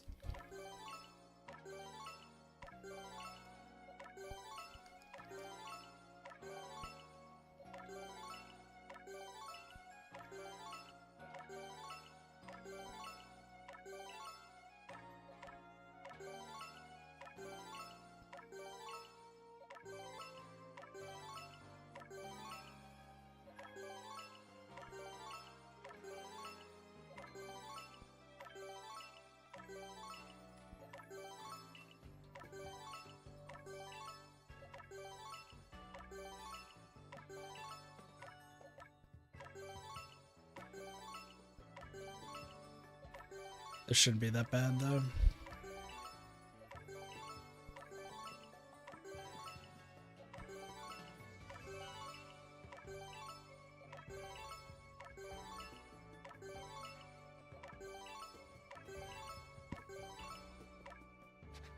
Gotta put all these on.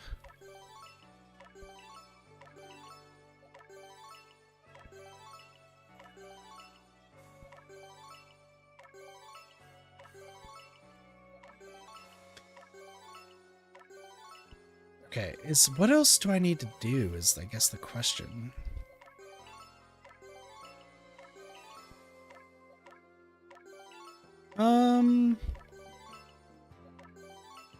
I'm actually blown away that it took less than 2 hours today to get these last two. That is sick.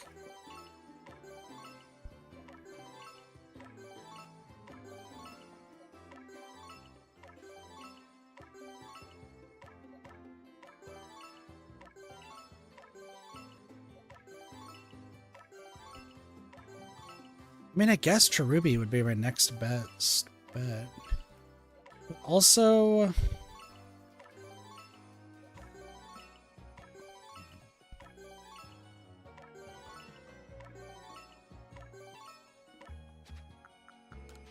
rocks.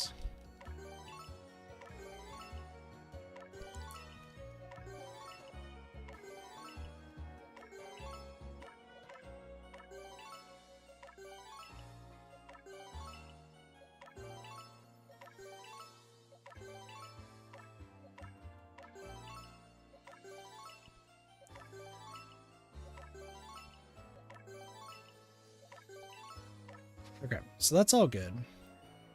Let's put them back except for the 52 one. What Pokemon would you like to leave with me? These ones. Except for number 52. Yanma, go away. Okay.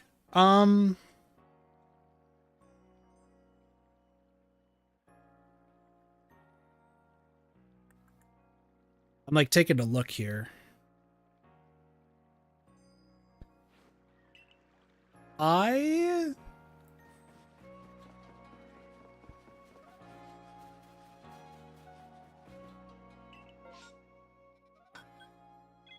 still have to go to the Obsidian Fieldlands because there are some like specific Pokemon, but I just need to start throwing. I have to throw this Eevee at just everything just to get it to be more friendly. So we'll go do that. And then I also have to wait for it to be nighttime. So.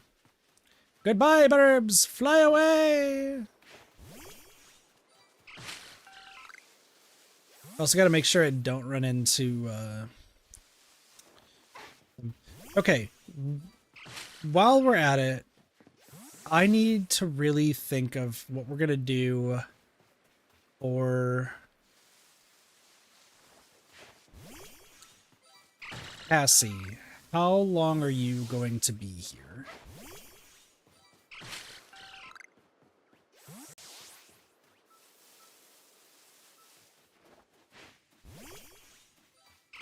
How long are you gonna be at the stream today?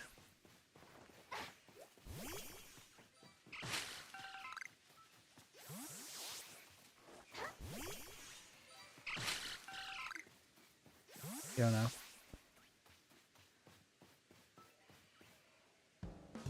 You know what? I was thinking that this was gonna happen.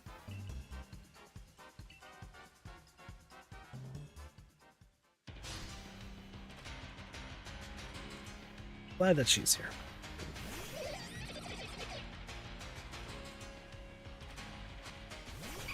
Go, Eevee! You're probably significantly weaker. Not entirely. Don't worry, I'll switch out to my Toxicroak.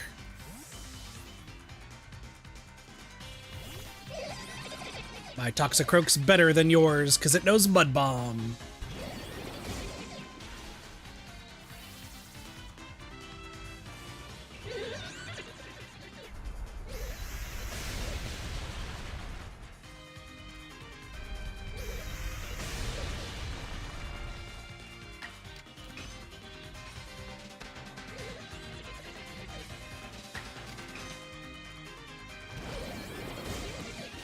The two frogs are fighting. This is bad.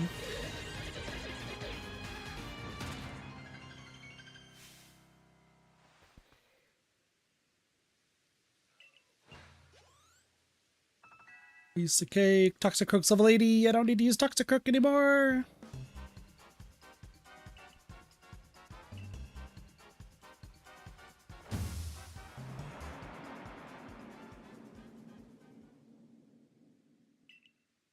Give me my nuggets. Okay.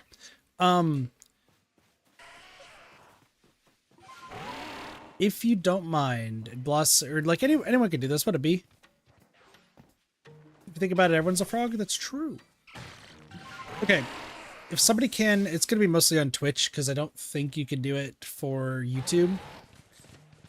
Whenever the point shows up where it says a space-time distortion is forming, can somebody clip that point?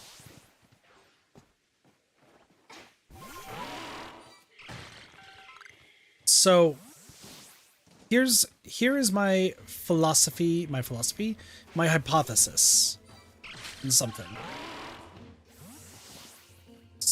So, okay. Here's the thing. The hardest shinies that we're gonna have to get the second it happens, or a few seconds after. A few seconds after, if you don't mind.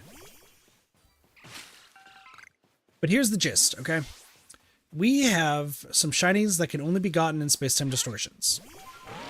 And I've talked about this numerous times, but for the space-time distortions, they take place either 5, 10, 15, 20, or 40 minutes, I believe, after you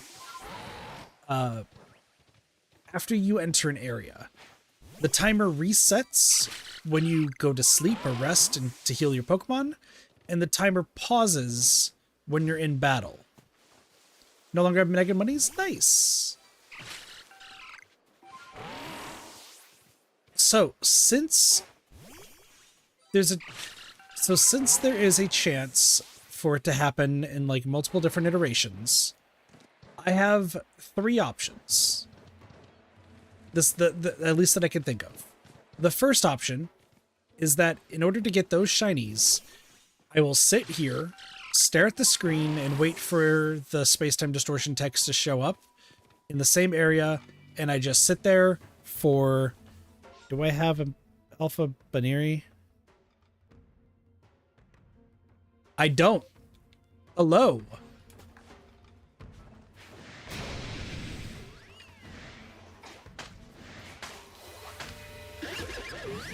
Oh. I'm being assaulted by 2 ducks!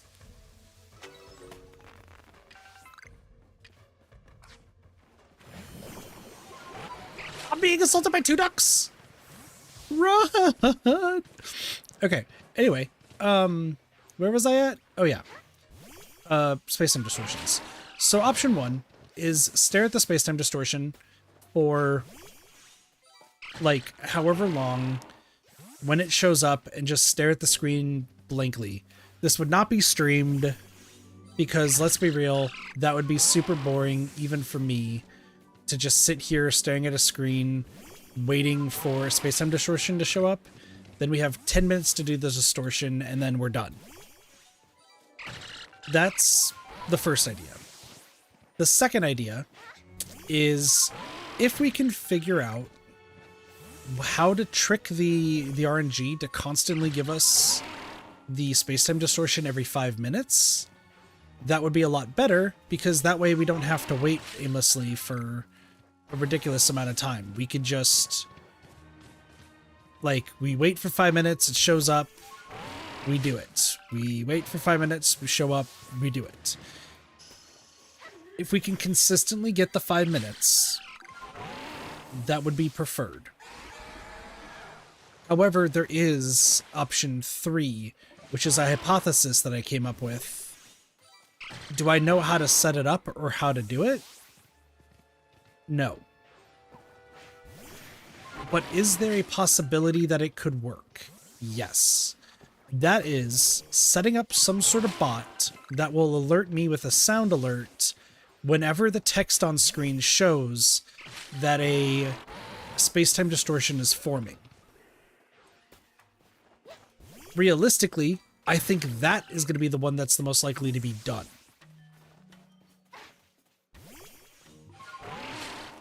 Because I'm starting to think, much to my chagrin, that it really is purely random to get the space-time distortions to form. I don't think you can get them to show up consistently every 5 minutes. If you can, that would be great, and I would actually like sit through it if that's the case. The problem is, I don't think that's the case.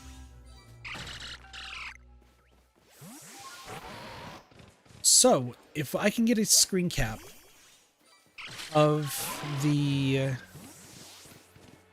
pop-up that says space-time distortion is forming,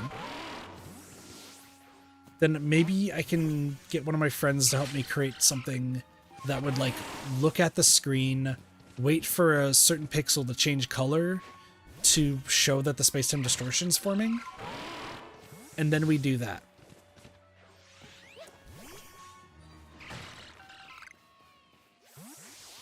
Now, is that going to stop me from researching to see if it's possible that we can get it constantly every 5 minutes?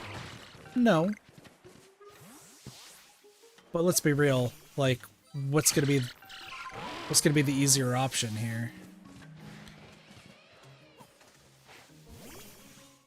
Because keep in mind, there is no sound alert when you are, when the space-time distortion forms.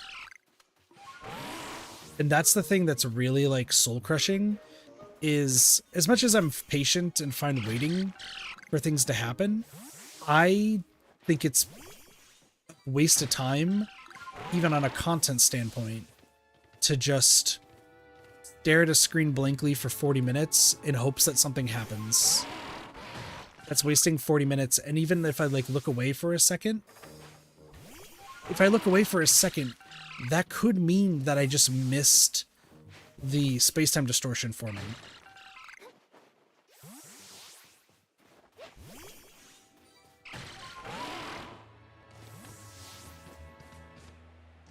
So, we're going to try a few methods, but in order to get it to work, I am going to need a picture of the space-time distortion text.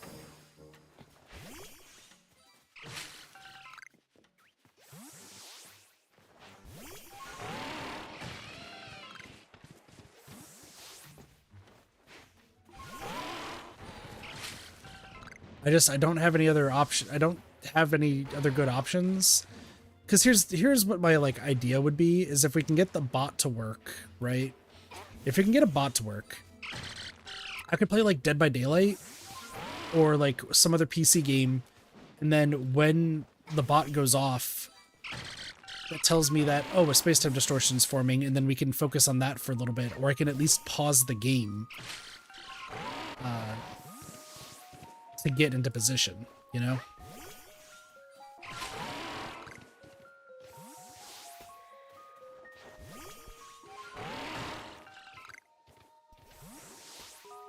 That's the idea. That's the hypothesis. Once again, though, while we're waiting, I do want to do research to see if we can find, like, some way to circumvent it. Because that's the only way we're going to legitimately be able to get a Porygon. It's the only legitimate way we're going to be able to get, like, Johto, Sneasel, and Weavile. Like, it's really going to be one of the only ways to do that. Otherwise, we might be spending months just me staring at a screen, doing nothing. And I can have this run on the background. Like, if I can get the bot part to work, I could run it in the background while I'm, like, working on the script or something, right?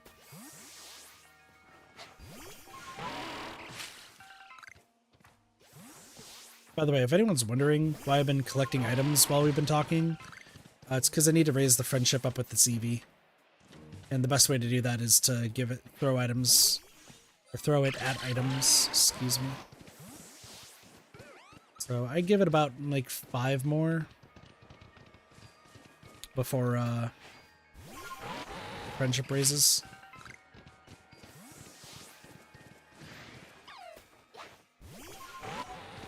Usually it doesn't take this long, but, you know. 3. This is 3 because I guess I didn't question it. I guess, whatever. 4.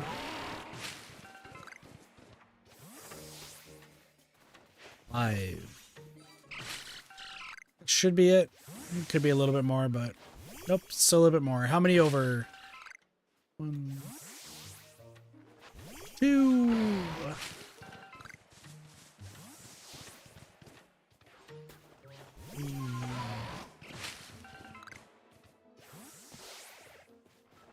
4. All right, I was way off.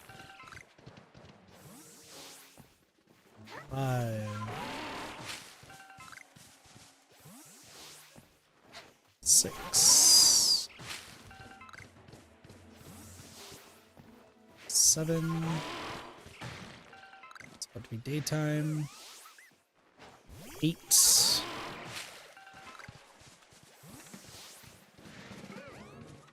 Seriously? This thing must have, like, not wanted to be my friend. I almost went around the entire place here.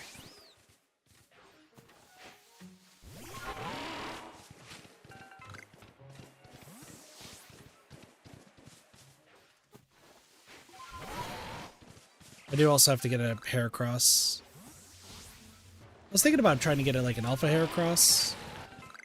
That'd have been funny.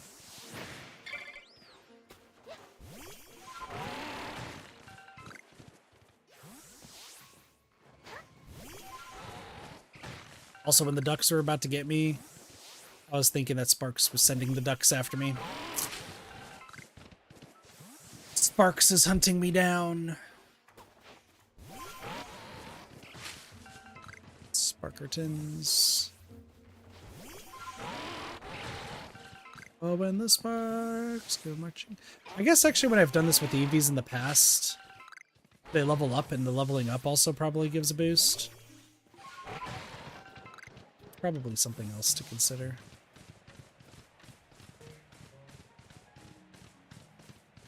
Oh, when the ducks go marching in. Oh, when the ducks go marching in. Okay, Machop. Where have you? I don't think I do, so I'm just gonna grab you just in case.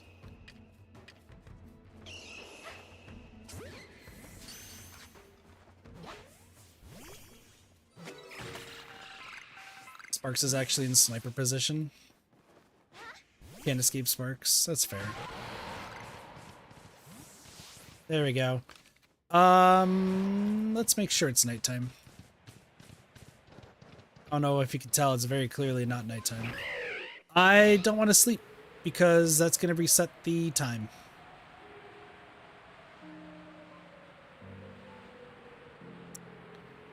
So, we're going to sit and chat for a while I do research. Hello. Get up there. All right. It's a Geodude. It's Geoing my dude. All right, let's go research.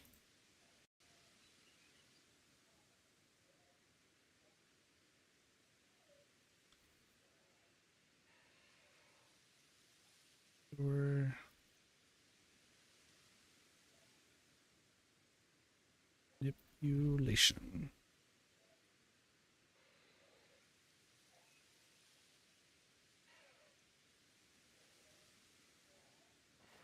This was 3 years ago.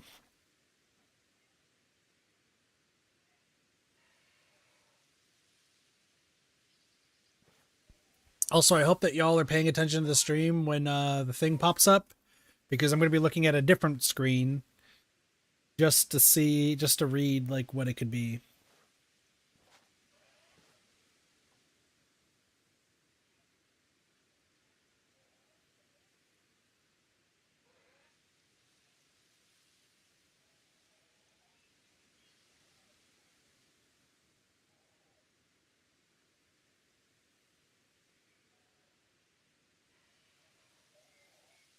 So, seems like there's a consensus that it could be just pure RNG.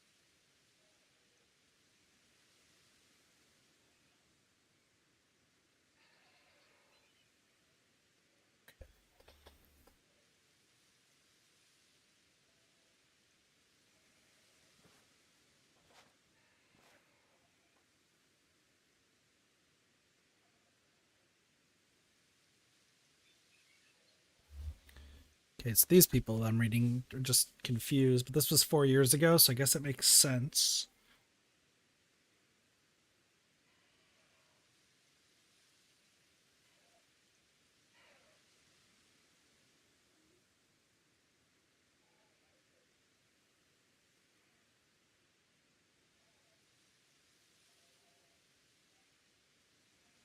What is this?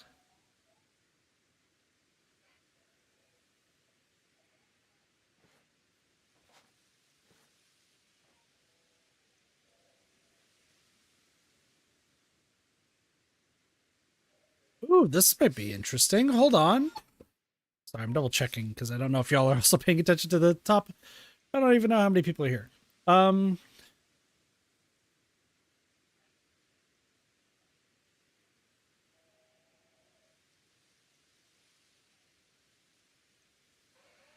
What am I seeing here?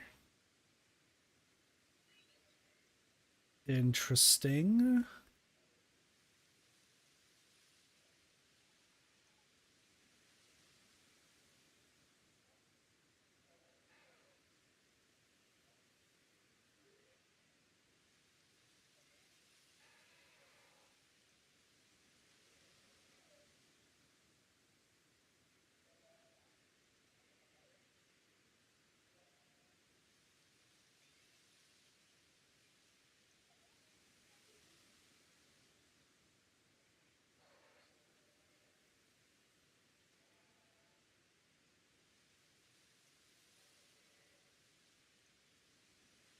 Oh, hold on. This is so there's a Pokemon RNG Reddit that actually apparently there's a tool that you could use to like predict getting shinies, which I don't really want to do for like overworld stuff, which is fair. We've just been doing it legitimately. What is I'm reading like the description of what this guy made.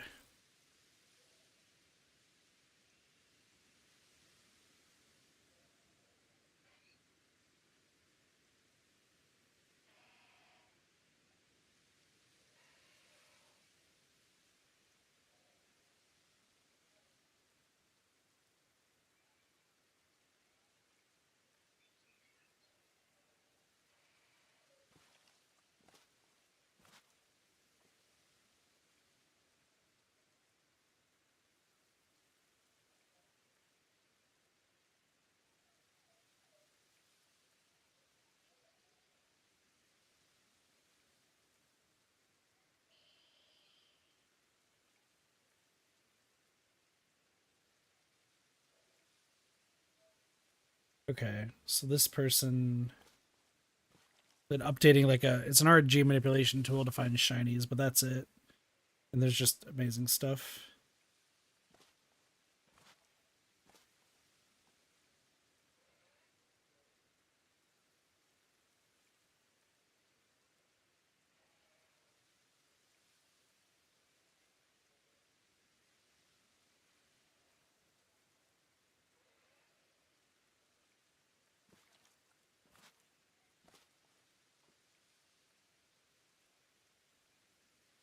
This guy's been update. Okay, what is so hold on. This one might be there's a section there's like a subreddit that actually 12 minutes ago.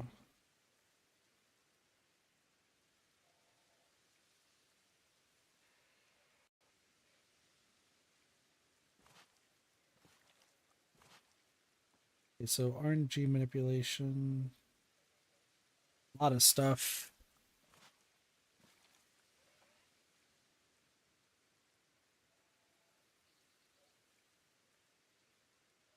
And there's a lot of RNG manipulation stuff. Let's see what we got here.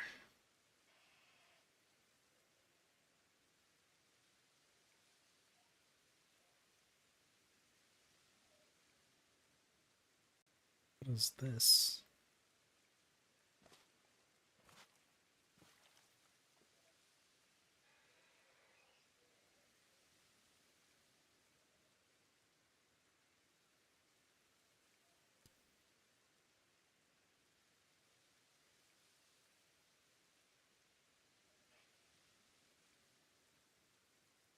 Need some crazy stuff. Okay, so that's not really working out too well. Nothing still has shown up, so we're still chilling. Let's see what we got here. You know what? Game Facts might be able to help us out. What do you got, Game Facts? Probably no.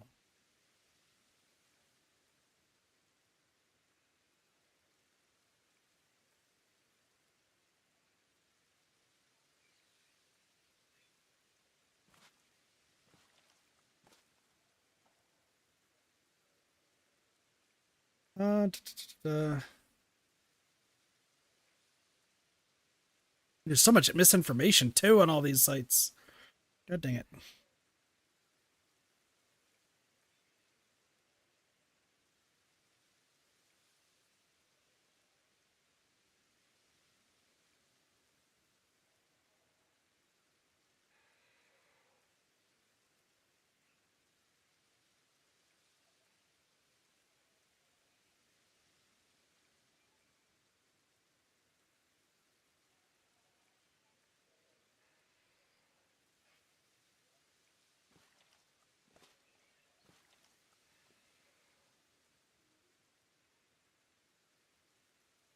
Okay, that might be something interesting.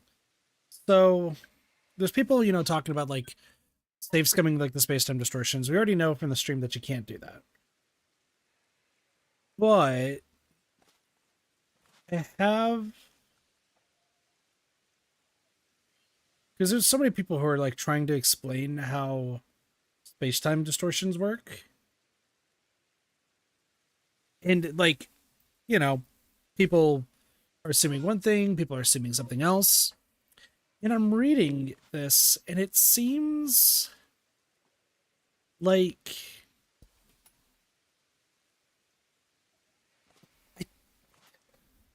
so someone's saying, which I feel like could be incorrect, but it's kind of matching up with something that we've seen on stream before. So they said they loaded in to Pokemon Legends Arceus. They waited for like 30 seconds. Like, I could be hyperbole, but 30 seconds and 5 minutes are really like far apart. So, you know, it could be like within like a minute or two, right? And they said that after 30 seconds, a space-time distortion spawned. They did not catch any Pokemon. They didn't do anything else. They loaded in, moved around a little bit, and then 30 seconds, a space-time distortion spawned. But according to Serbi and like a few other websites, they do say that it takes 5 minutes, and this is... Oh, there. Cassie, can you... somebody clip that. Somebody clip. There's the space-time distortion. We'll head on over there right now.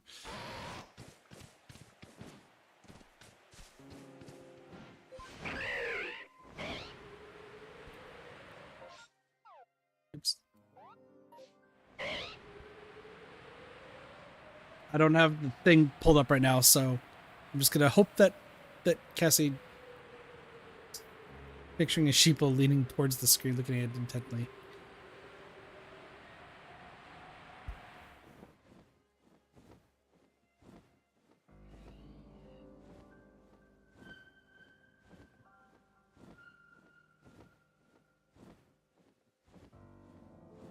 Well, here's hoping they got it. If not, I can just go back into the footage. Because I don't have the thing pulled up.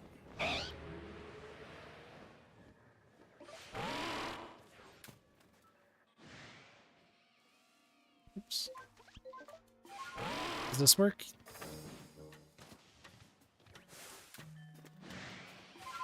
Yeah, that would work. As long as it shows up on the screen, that is fine by me. So we good. Thank you, Castles. Okay, so, sorry. As I was saying, somebody's saying that they found it within 30 seconds. So my hypothesis, I'm going to go with, because it's going to be hard to test without like hundreds of hours of stuff. So I'm going to just kind of assume that this is what they're saying. Is, I think with what Serbia is saying, is that every 30 seconds, it's not even every 30 seconds, but I'm going to assume it's probably the case, is that every 30 seconds, the game checks if there is a possibility of a space-time distortion spawning based on the percentage up until 5 minutes. And then it changes its percentage of how likely it is until it gets to 40 minutes. But with 40 minutes,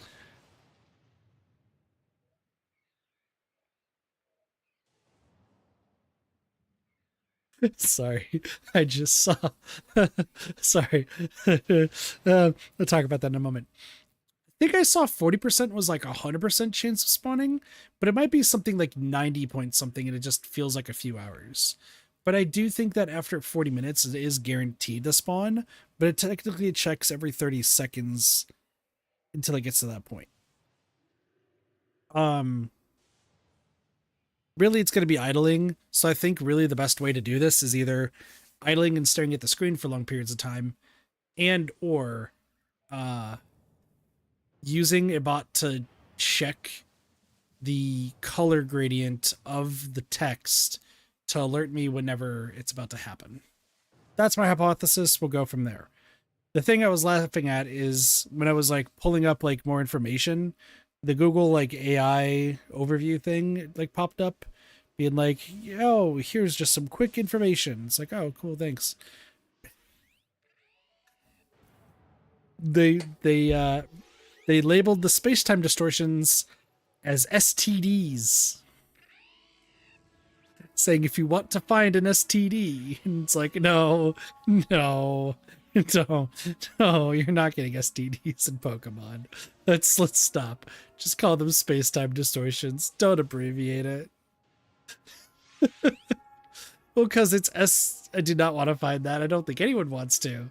So it's just, it tries to abbreviate it, and it's like, man, imagine making a video like cracking the code and be like spacetime distortions or STDs as we're going to call them moving forward.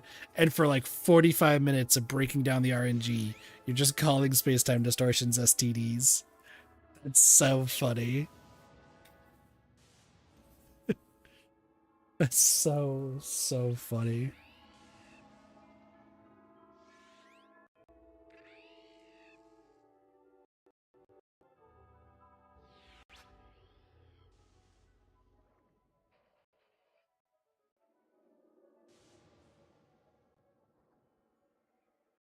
What did I miss?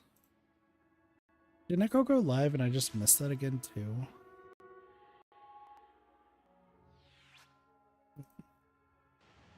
Everything's just breaking.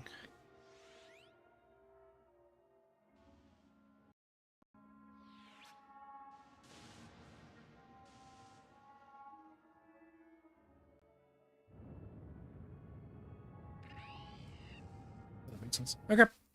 Let's see. I can't save, so we're just gonna have to get lucky. I'm gonna collect these though. It's good to have. This is starting to kill everything. Do that. Ooh, Sylveon. Two. Just need one. SPTD. SPTD I like a lot more. Let's go with that. That was a Gengar. Is that another Sneasel? Okay, yeah. Alright, I think we found all three Sneasels. One.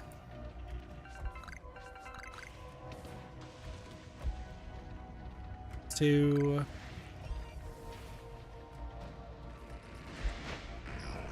Three. Yep.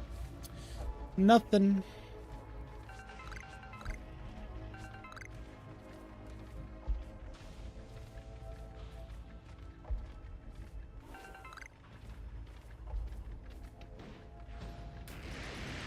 No, that's just mean.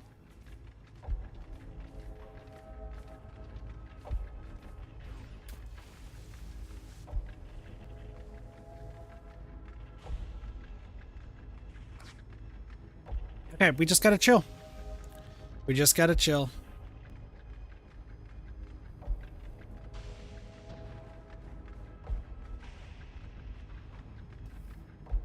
Well, while we're chilling, I guess we'll take a look and see if there's any more of anything.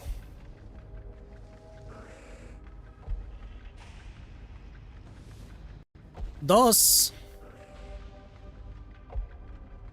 Cassie's on a clipping wharf binge right now.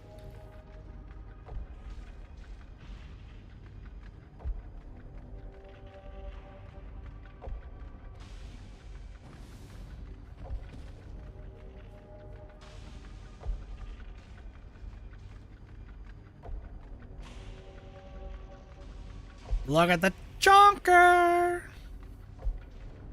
So chunky. Like 'em big. I like 'em chunky. Hi! You don't see anything. You don't see anything.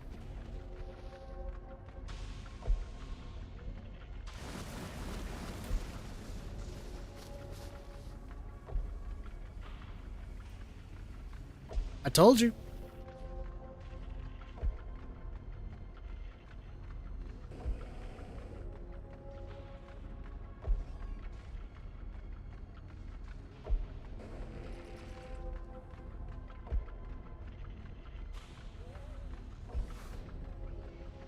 Eevee.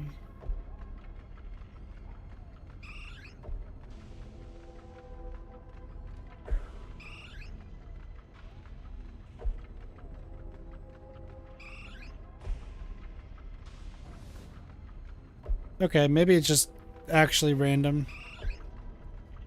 That's fine. Hello! You don't want to fight me, Sylveon?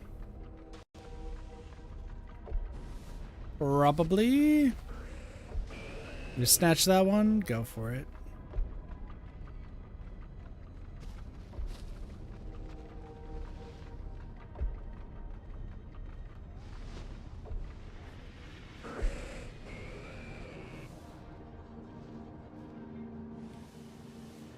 Okay. That checks out. Is it nighttime? It is. Time to get Umbreon.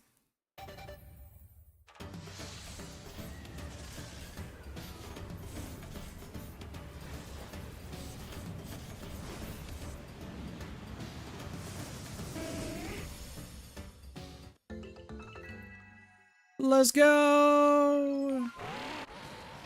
Umbreon away!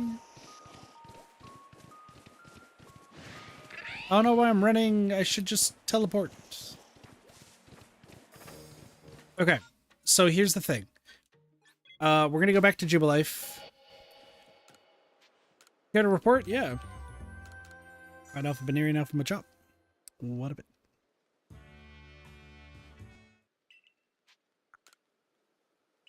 Okay. Excuse me. I want to check that clip.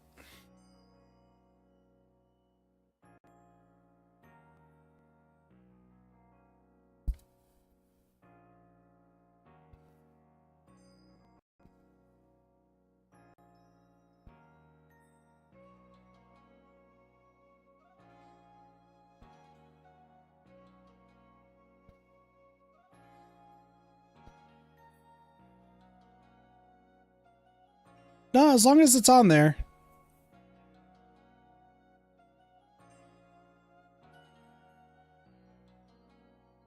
Okay. So now we're going to go to the snipping tool. I'm going to snip this. Control. Go to paint.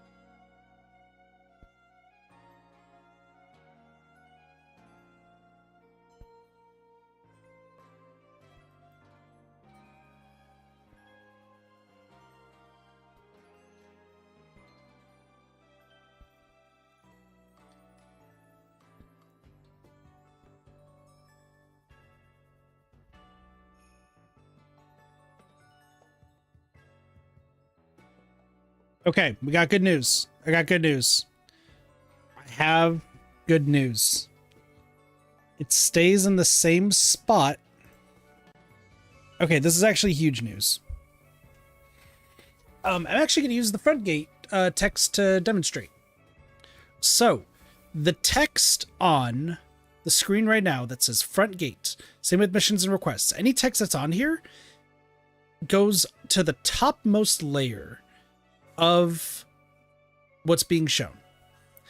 So in the case of when it says a space-time distortion is appearing, its text goes right on the front or right on top of everything else. So it's not, its text color doesn't change at all from whatever the background is. So that's why I moved the camera a little bit, just to like double check like what it looks like. So I took two different versions of the text and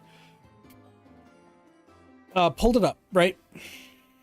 And with me moving it around, it does not change the color of the text of whatever pixel that I'm looking at. What that means is that it stays consistently the same color depending on what pixel that we are looking at. So, what would be the idea? The idea in question would be creating some sort of bot, because literally I don't feel brain power enough to stare at a screen for anywhere between 5 to 40 minutes waiting for this to pop up. But if I could have something that essentially does a screen cap of my screen, looks for a pixel to be that particular color, and then does a sound alert to alert me that it spawned, then I could just have it run in the background while we do other things, or while I do other things. And then I could hear the alert and then just go straight there. This would mean that I don't have to stay. What will the sound be? I don't know. Like we'd have to come up with the sound. This would also be something that I would not want to do on stream, specifically because my computer is not like the greatest. So it's going to kind of slug through whatever we want to do. So I would have to be doing this without OBS on, to just kind of like test it, right? But what I could be doing is like working on scripts, or I could be editing or something, and I'll have my headphones on, and then the sound would play, and I'll be like, okay, time to switch back to,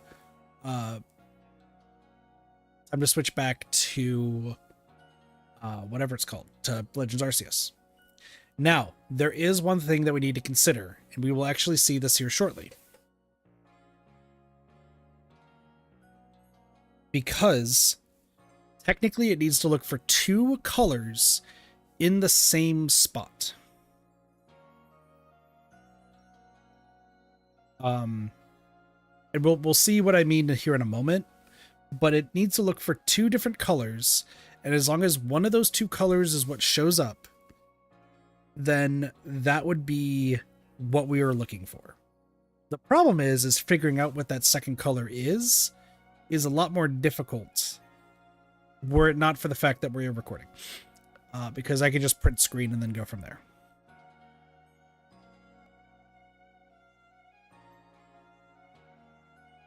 The thing is, I'm not smart enough to code something like that, but I do know somebody who might be able to help, and this would probably be the best way to do this.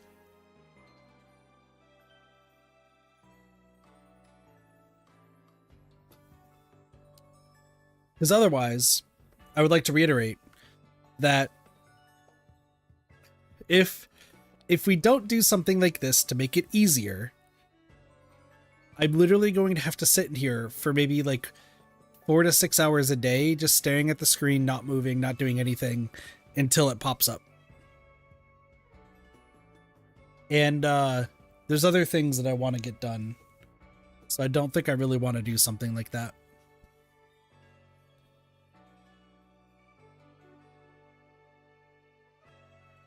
Real quick, let me do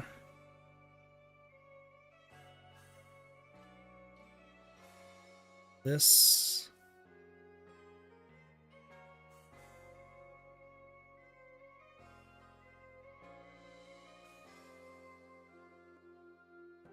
I have to wait for it to happen so that way I can actually do it. Actually, no, because I have to... Okay, that's not good. Well, I mean, I'll worry about that later. Let's just wait for it to do the other thing. I was talking... Excuse me. Why am I yawning so much? Bum, bum, bum, bum, bum, bum. I pressed a button. It didn't do anything. Why'd you say you're bad? What happened? Castles, why?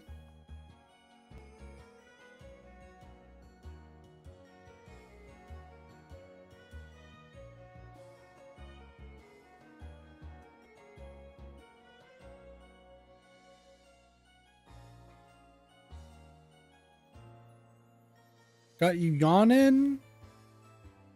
What does that have to do with anything?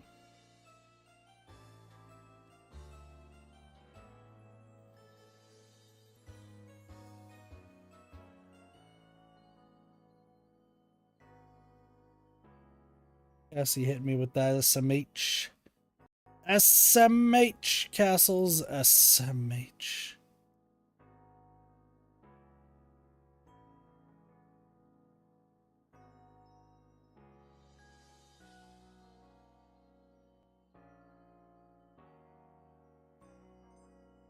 That's it. I'm eating your turkeys.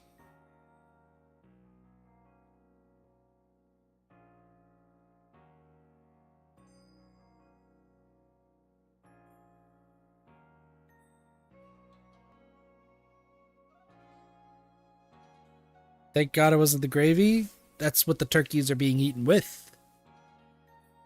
In that turkey gravy. Because that's the goose shit. Fuck! Also, I'm surprised that the screen hasn't darkened yet. Usually when you're AFK for X amount of time, the screen will darken. Like that. But I was wondering why it wasn't doing that. So by the way, we also have to, one, have to make sure that the system doesn't, like, shut itself off when it's in the state. Which it shouldn't, because it should take an hour for it to, like, ask you shall receive. Fair. It shouldn't shut off for a full hour. So if I can have the bot detect the color of the font with this darker shade, or the color of the pixel with the darker shade, then that would be way better. So that's the idea. That's what I gotta do. I gotta figure out how I'm gonna do that, because otherwise we're gonna have one hell of a time. So we'll figure that out in due time, as one would say.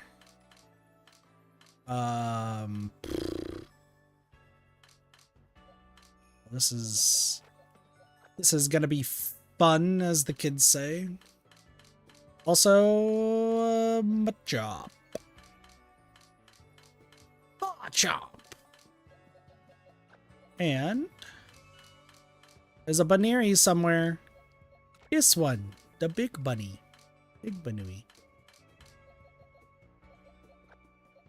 I gotta level the Butte to 80. Like, getting them all up to level 80 is kind of preferred, because I'll need their stuff for things and stuff. Okay, actually I need to talk to you again. Because the Cyndaquil line. I see Espeon. I'm pretty sure we already got Espeon.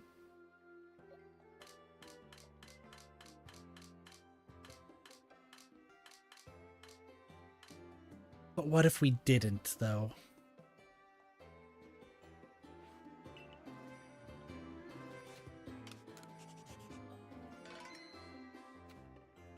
Ladies and gentlemen, it's time to go to Pokemon Home. When did King Cheese become a shiny Leafeon? Since, like, the second stream. When we just kept finding shinies. We just casually caught a shiny Leafeon with no fanfare.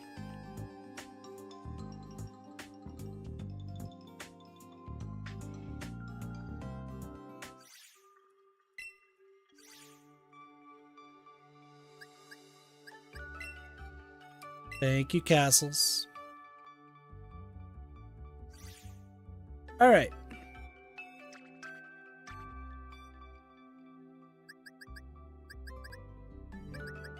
One of you needs to become an Espeon. That makes sense.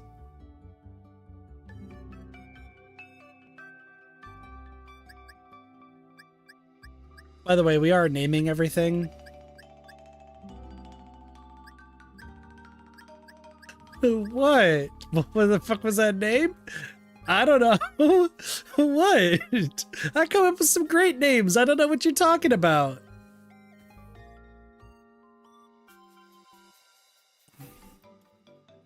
No, we don't need to go back.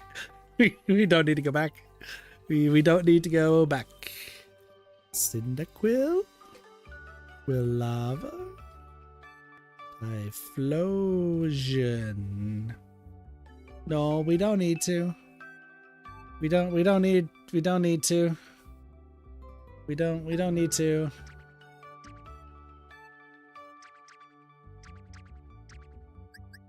I mean, Oshavayo is pretty good, though. What about Oshavayo? He's an OSHA what? A violation. He's violating OSHA. But do you really want to talk about rules 34 and 63? It's a great Pokemon. It's great. It's fantastic. It's awesome. Let's quit.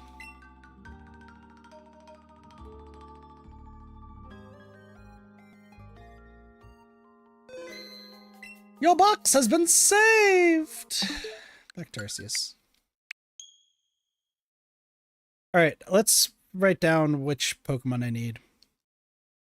Because there are some that I'm going to need. That we need to focus on. I'm not really going to be worried about Space-Time Distortions. I need to talk to Lapithon about that. And then let's go figure out which Pokemon that we need to catch that, we don't need anymore. Alright, so from this one, we need a Chimchar. Chimchar can be found in the Obsidian Fieldlands. That's pretty much it. And Infernape.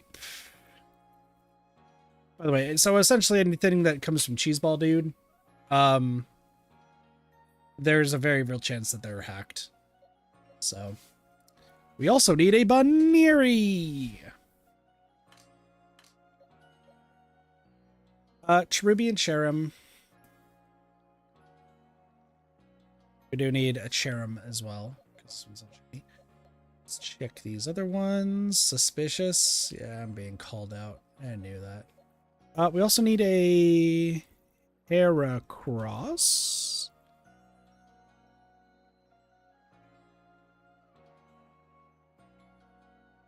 And Heracross is also here. Heracross. Cherim. Yeah. Okay. Oh yeah, I should also check here too. Just to see, is there any of these that I don't need? Munchlax. Wait a second. Waha! I do have a Munchlax.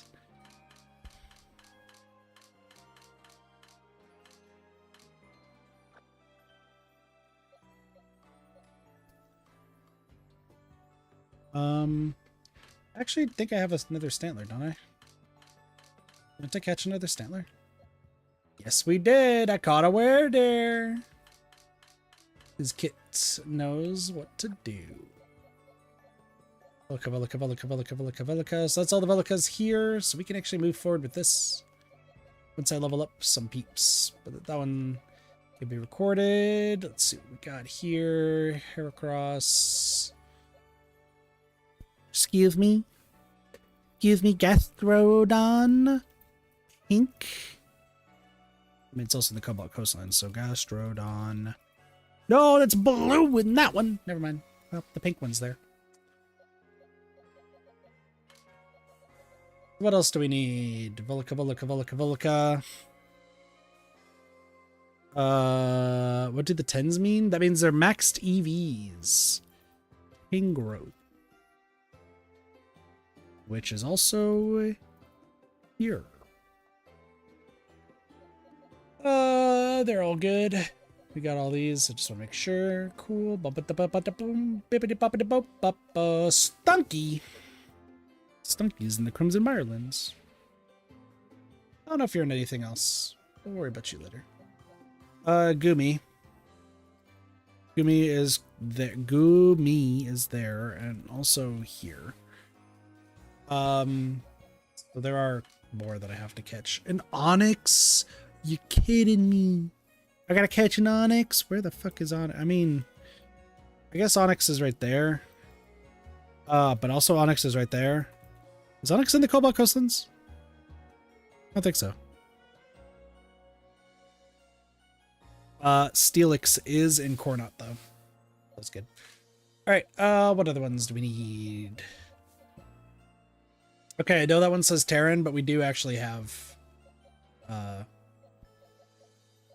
and then the Porygons.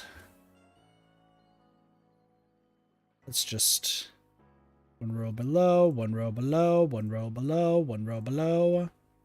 Porygon. Porygon 2. Porygon Z.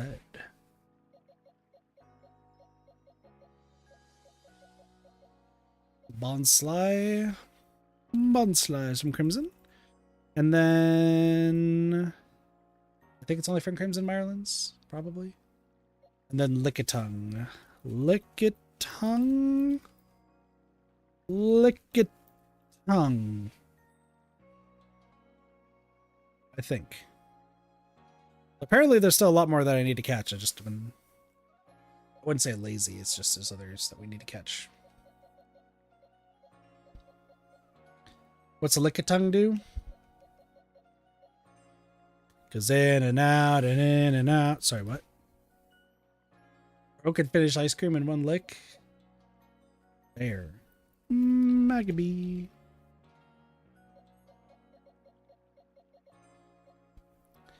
And the Magnemite line. Magnemite. Oh my gosh, the entire Magby line I have to get. Fucking Magmotar.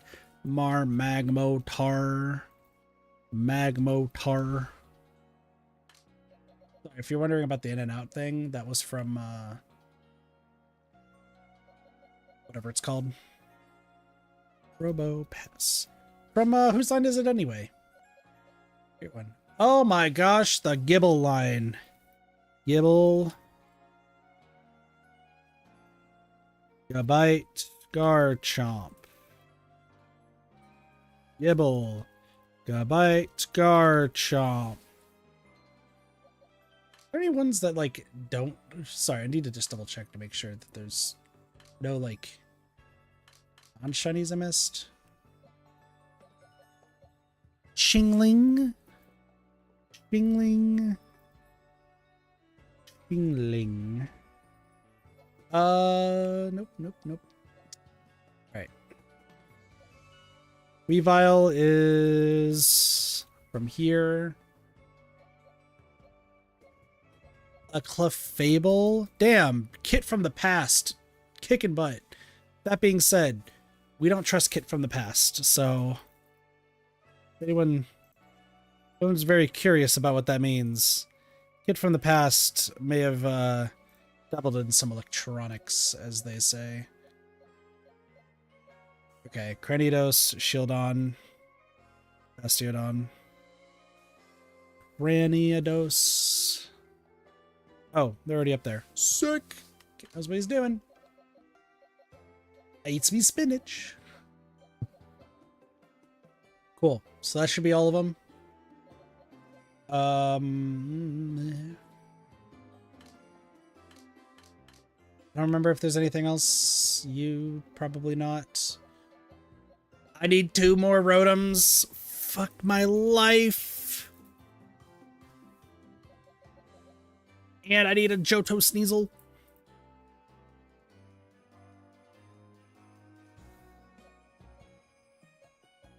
And I need a Wormadam grass.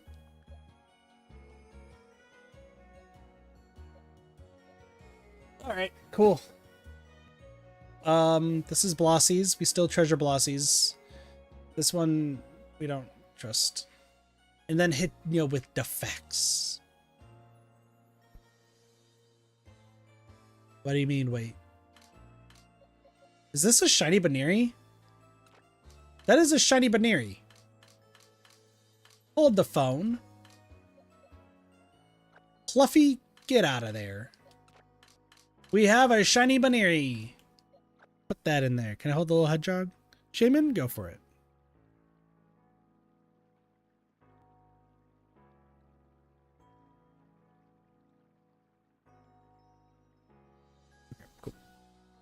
Phone is on hold. I just don't know why. Look, we have Fluffy. That's great. Okay, what else do we got? Is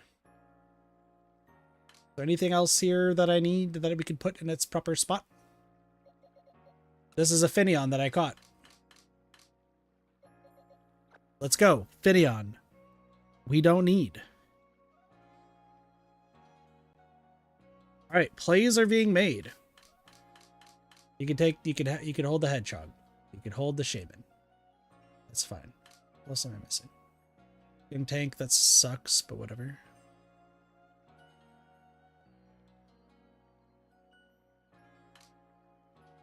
What? Is that my Bonsly? I do have a Bonsly. It's times like these we're glad we double check.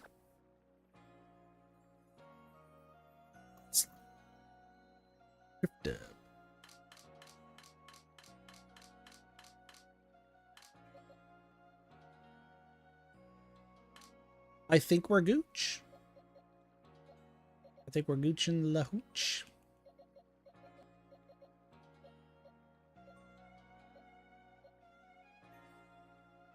Yeah, that one's probably not. This Glaceon needs to go back later. Okay, and then you need to become an Espeon. So we'll figure that out later. Cool, glad we figured that all out. Okay. I also need to catch alpha versions of a lot of Pokemon.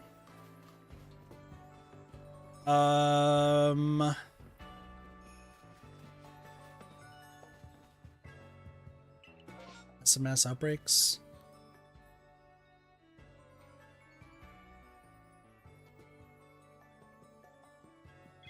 Yes. We are going to... So Alabaster Icelands is strangely enough one of the only places that I don't need to go for Pokemon, except for the trash Pokemon. So, hello. We'll give you the Maguavas. We're gonna look for... Okay.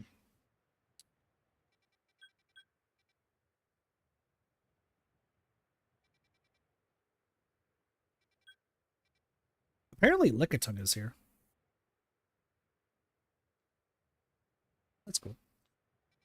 So we can never go wrong with Zorua. Okay. We can never go wrong with Zorua. You can't tell me that we can go wrong with Zorua.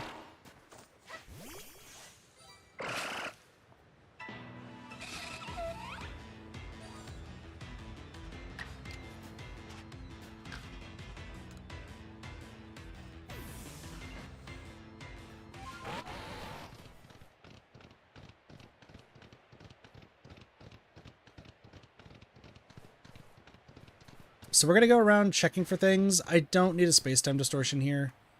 I do remember what spawns in the space-time distortions. We already have the Pokemon from those space-time distortions, so that's not going to be crazy. I do need to keep looking for some specific Pokemon, though. Hello!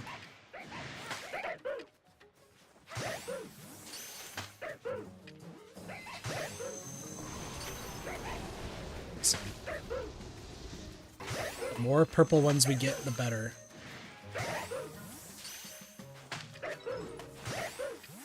I'm not addicted to Zoruas, I swear. I staved them off a while ago.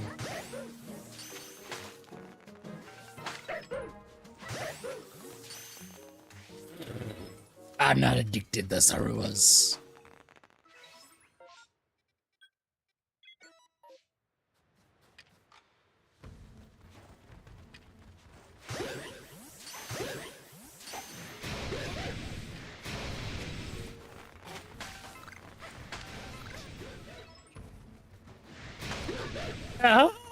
I'm being assaulted.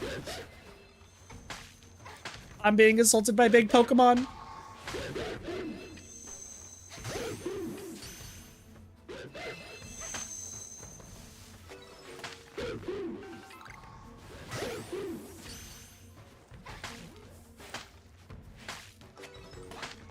I'm taking that one.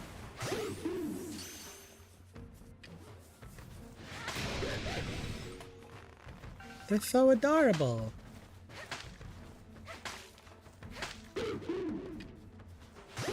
I like 'em big. I like 'em chunky.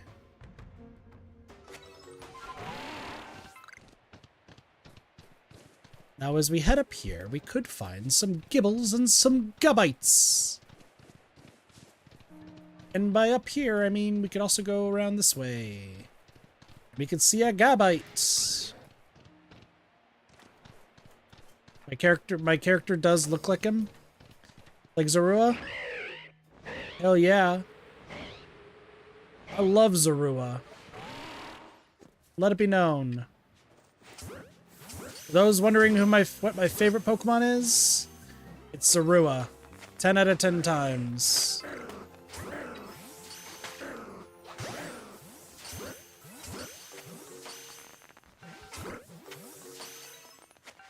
What version of Zorua? All of them.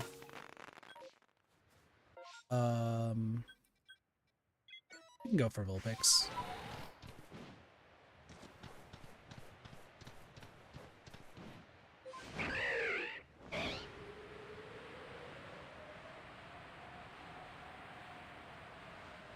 So we are going to have to keep going around here just to find the Wormadams. Or, you know, a Alpha Burmy. Either one of those works.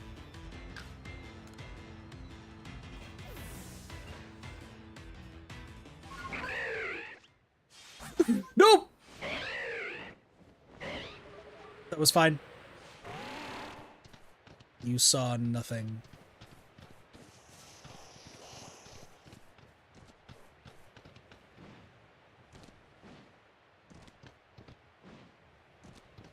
Did y'all know that the blizzard shows no signs of stopping soon? That's crazy. Hello, Obama Snow. How do you feel about taxes? That... Can somebody... Did anyone else see the tree just bend and, like, dislocate itself in the background? I don't know if anyone saw that. That was incredible. And also terrifying at the same time. I swear I just saw the tree in the background, like, dislocate itself from the ground, like, uproot itself.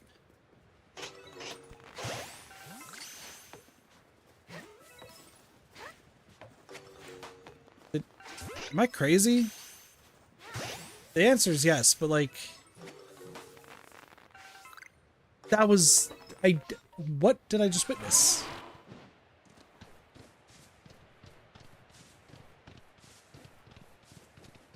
That was insane.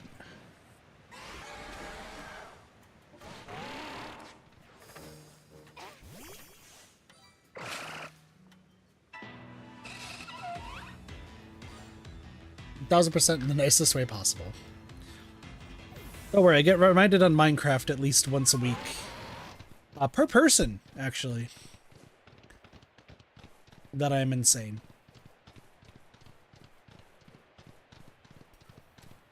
I also get told that by my parents, so I don't know if that's actually good. I did come up with an idea earlier today to cover the tower of torches, or the tower of dirt and torches. Thank you for the hydrate. And what I mean by that is, like, the tower reaches the build limit, so the top's going to be covered in torches. But I was wondering if I should also cover the outside with torches too, which would apparently use, if my math was correct, around 36,000 torches. Suffice to say, I'm not doing that. That's a little much, even for me.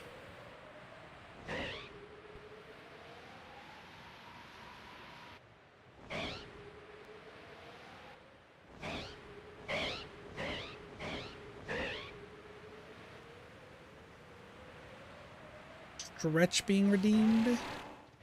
Castles, you could save your points. You could save your points. Stretch to the right. Stretch to the left. Big stretchies. Glug. What? I don't know, maybe we'll come up with some ideas later. Maybe I'll grow a brain. Riolu. We could actually look around for things here. I got some Wormadams to look for. I got some Charums, some Cherubies.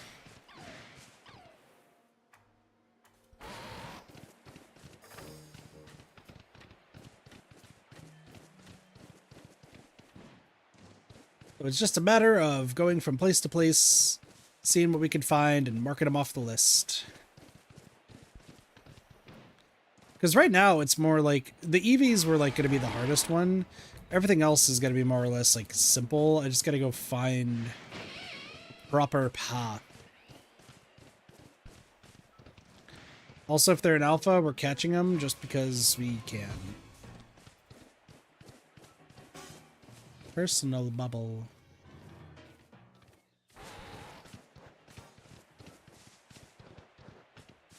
I throw a sheeple through the bubble. The sheeple rolls a charisma check to figure out if the bubble returns. It rolls a 17.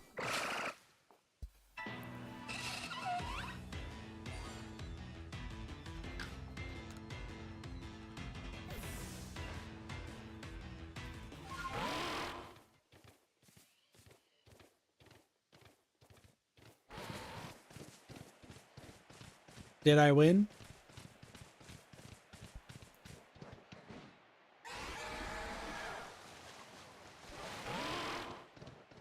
For a yes or no? Exactly.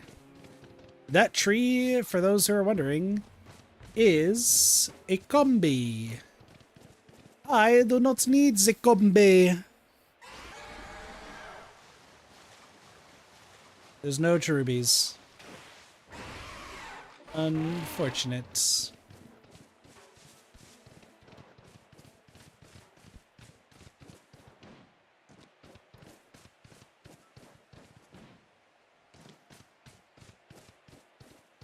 Together forever and ever to pass, together forever with you.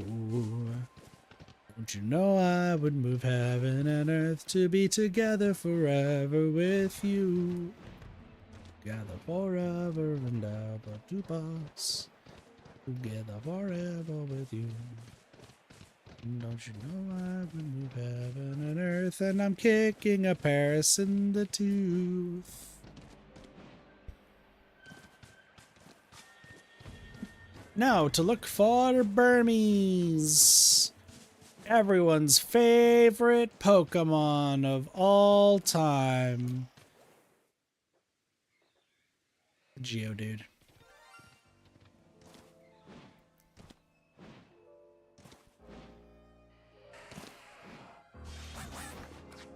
Don't even have to frickin' see it to know it was a Geodude.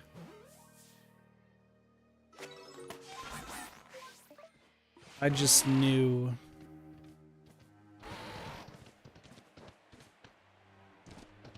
Felt that one in my bones. They share. Nice. Good for them. This is how much I play this game. I actually, like... Also, by the way, where's that ay from? Is that just a new Cassie verbal tick? Or is that just something that my old bones will never understand?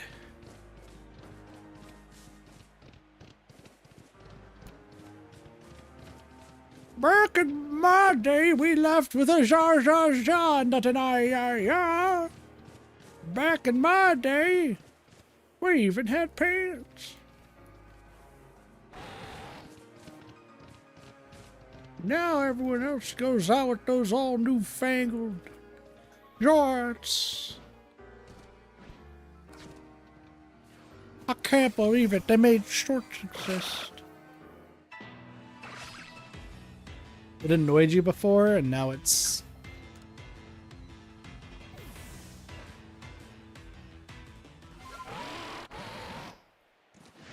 You ever just turn to look at your background screensaver thing, only to realize that like it just doesn't look right? Like you know what the picture is, and then you're like, yeah, the way that everything else is framed is not good.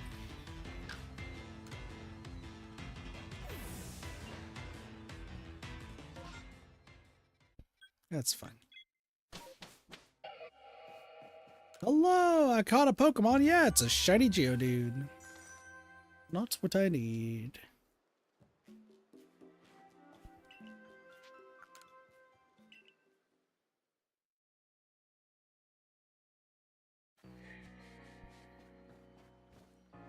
Or massive mass outbreaks.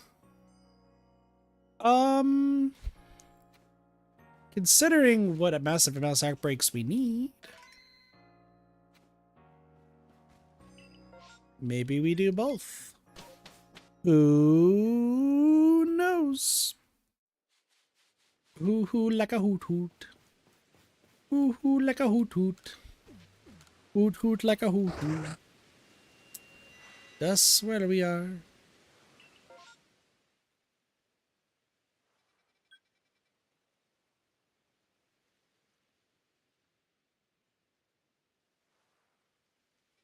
The literal only one is this Chimchar down here. Let's go say hi to the Chimchar.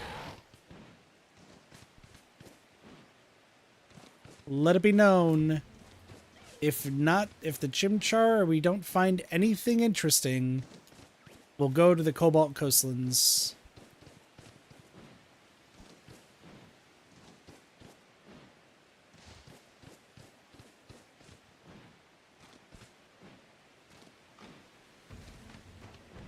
I'd step in the ring and hear them roar.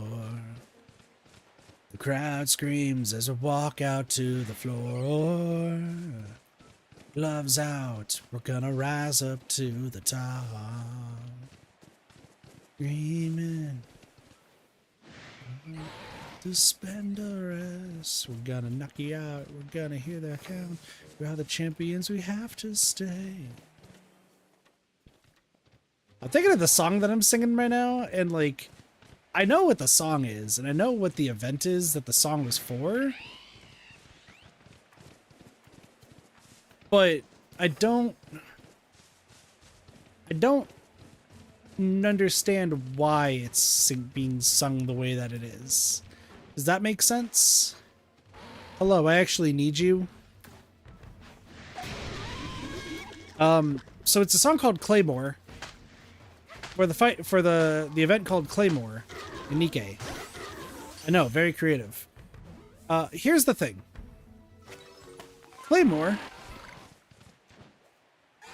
is... I already have a Gastrodon. That just dawned on me. Whatever. We caught another one, that's fine. One of you want to be a slightly different color. Motherfucking monkeys. But it's like, where are the champions? We have to stay. Like, it's hype up music. The entire event is about preventing the person who is on a, like, 20 lose streak or something like that. Like, she's just on, like, the biggest lose streak. Like, she doesn't care. But her whole gist is that she's just on a giant lose streak. And you're essentially helping somebody cheerlead who is on that lose streak.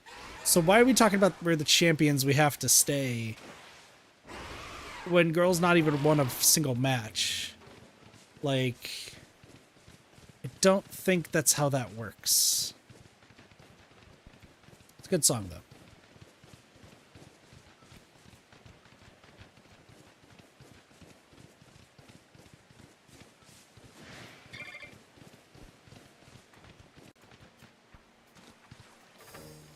But also in 2026, they probably are going to be introducing more of the airline squad. We already know who all three of them are.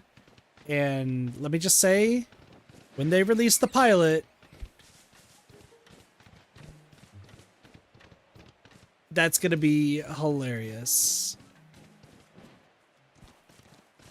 literally the pilot of the airplane squad. She's like a short, just a short girl who's like great at piloting, but wants to fly to the theme of rock and roll music. So it's just a terrible ride constantly, even though she can like properly land a plane and take off. She's just like, I'm gonna go to the beat of this hardcore rock and roll music. It's like, oh no, oh no, we're experiencing turbulence in all of the ways. That's not good. I think it's time to do a barrel roll. Please don't.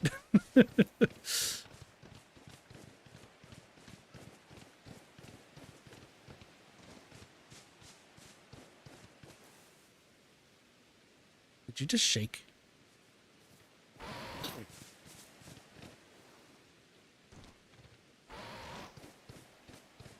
We are the champions in the ring, fighting to the edge. We will never ever take you down. Oh, they will never ever take us down. That's what the lyrics are. We will overcome our enemies, step into the ring, fight and swing with my claymore. That's also a thing, is fight and swing with my claymore. And I'm just like, who's bringing a giant ass sword into a boxing match? Yes, excuse me, I'm bringing in this giant sword to defeat my opponents. Everyone's fine with this, yes? Girl, like, what are you doing? Fight and swing with my claymore, yeah.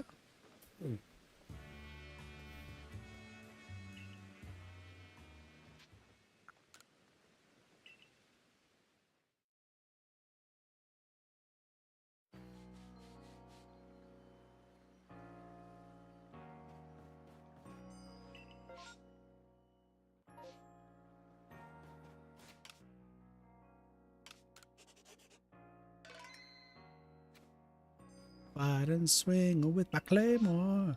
Fight and swing with my claymore, yeah.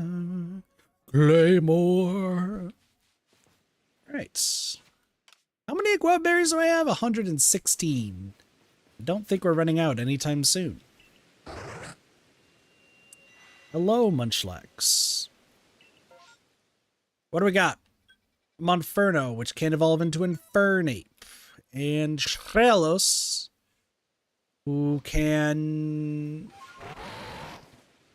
become a bigger Gastrodon.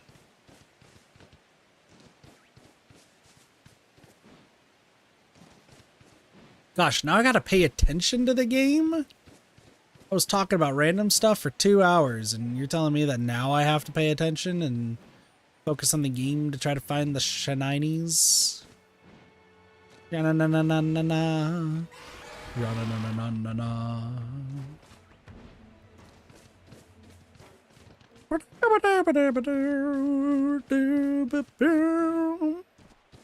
God, now we're just getting to the point of the stream where like music's infecting my brain. So I'm just gonna be singing like any random song that comes to my brain. I just don't know why. It always happens. Are you shaking and I'm just not paying attention? No, you're not shaking. Shake your tree like a tree. That's shaking. I saw that. Shaking. But I need a Wormadam that is not green. More like blue in the middle, you know? More or less.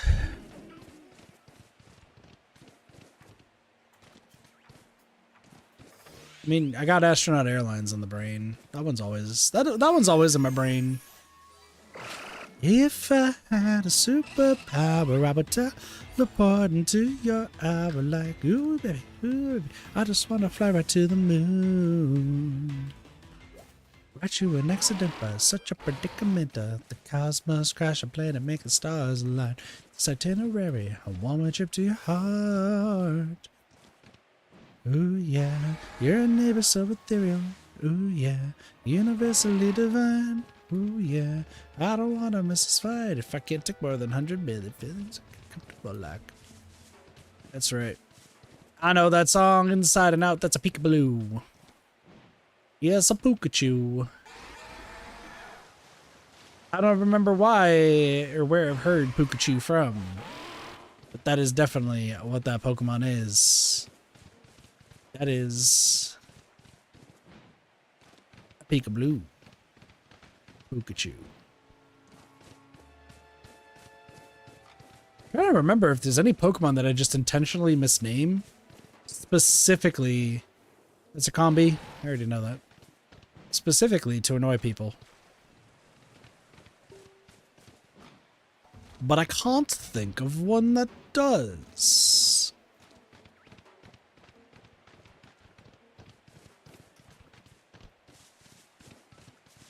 I'm ripping birds.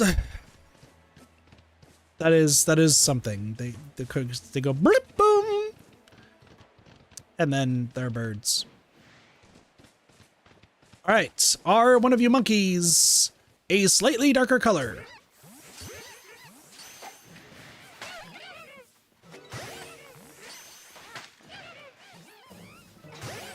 It's gonna be Piplup all over again. We need the frickin'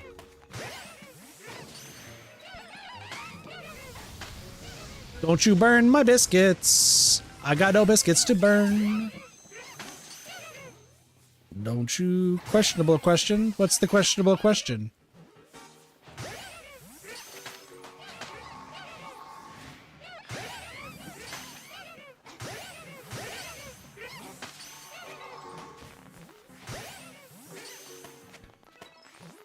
I don't remember what I said. What did I say?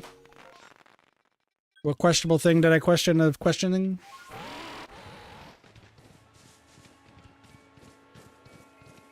Is good too, and you can do.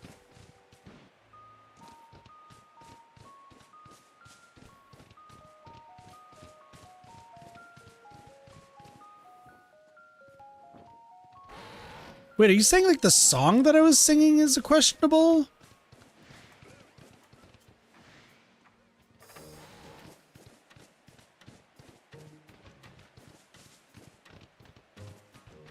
No, then I don't remember what I said. Which is very par for the course around here.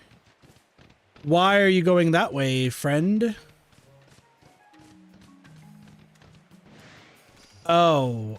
Oh, okay. Listen, hold on. I didn't mean it like that. It's like a darker blue color, right? Isn't that what the shiny is? The shiny that got a tan. Cassie trying to be a menace to society again?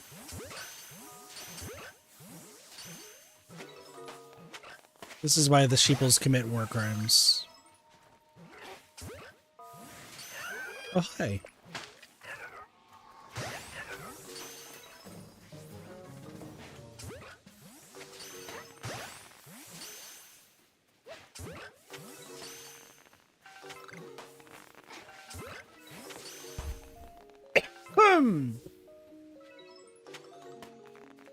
You know, there's a running joke on the Minecraft server. The big lads. The big lads are here. Wait, seriously? Stop it! You're so mean. No, there's a joke. There's a running joke on the sorry, my eyeball. The Minecraft server. That my island is currently breaking every OSHA compliance and something else imaginable.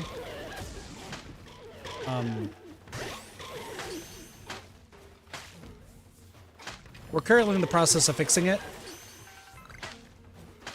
to be in line with regulations.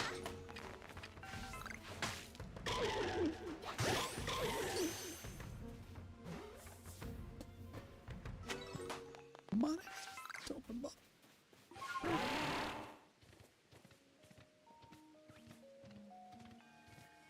Shaky, shake it. Shake, shake, shake, shake, shake it.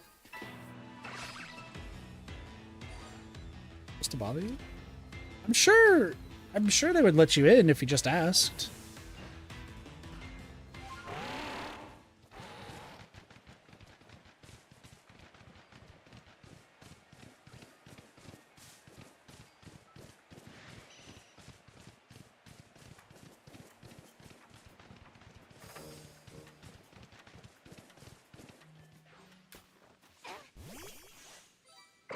Well, I'm pretty sure you would just probably stick to my area, and then you would just not leave the area.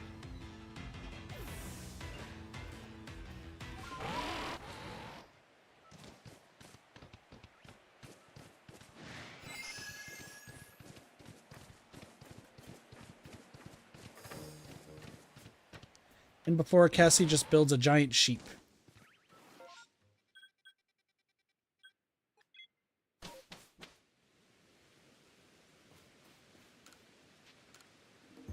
Pretty easy guess, I would say.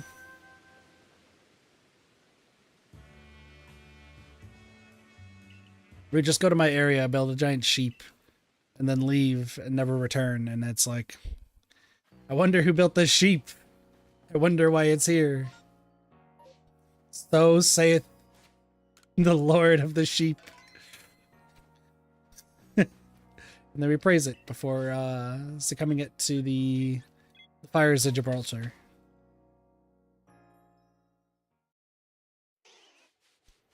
I rarely leave the area unless someone wants to go mining. Luckily, there's a lot of space underneath where I'm at, so that works. More Zaruas!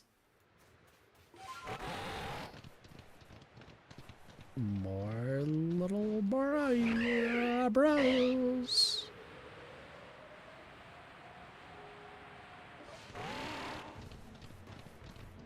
That came out wrong.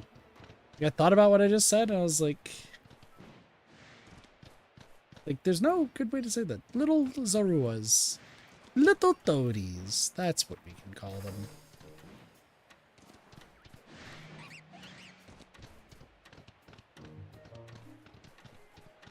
There's some times where Kit should just be told to stop talking because he says things wrong. Like half the time. It's a pedo spine. It's Magby's over there. Look at Tongue's over here. What if I just got snacks?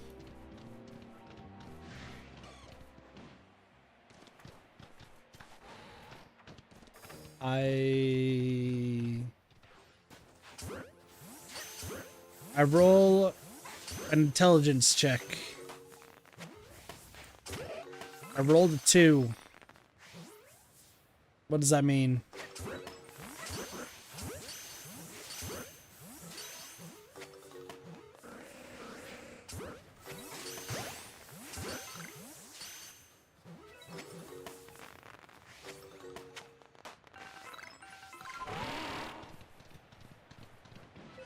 Move mastered. Means my IQ is high. I did it, everybody. I'm the smartest. Oh shit, that guy just tried to fuck me up. In the 3rd degree. You're just never gonna get caught.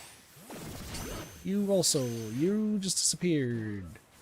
You are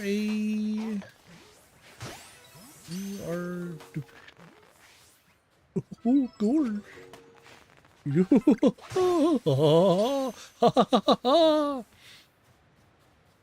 That's the troll face song, in case anyone's curious.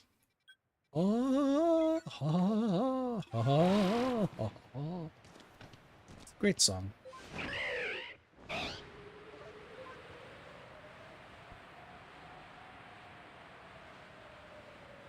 We can stop missing my Pokeballs.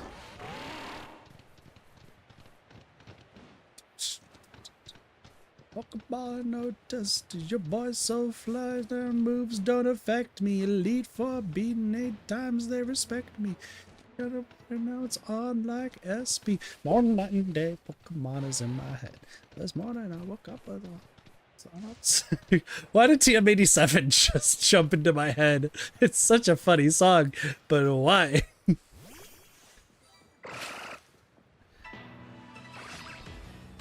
Well, but you forgot to stop up. Now every 2 steps a Pokemon pops up. Be like, hey, I got swagger. TM87 telling me I got swagger. TM87.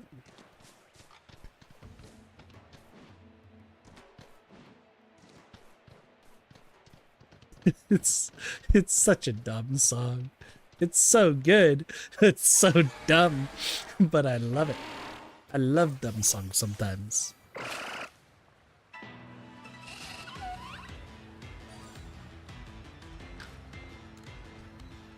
I just remembered the last line of the song, and I'm like, oh yeah, I forgot. That's a line in the song too. Nope.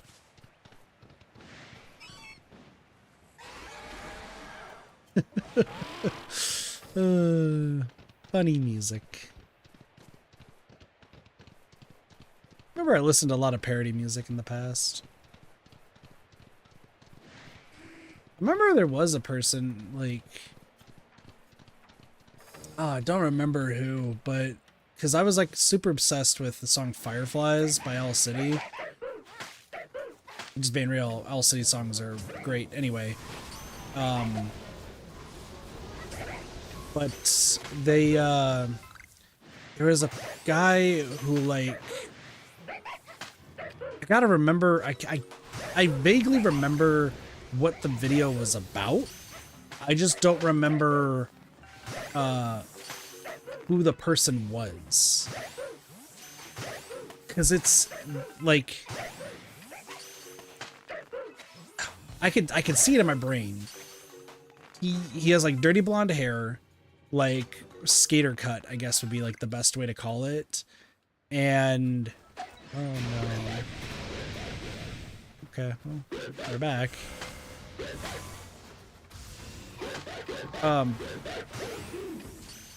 Holy hell. Nope. Stop it! I'm being assaulted in the 3rd degree! I'm being assaulted! Please, please stop. Please! 1, 2, 3, 4.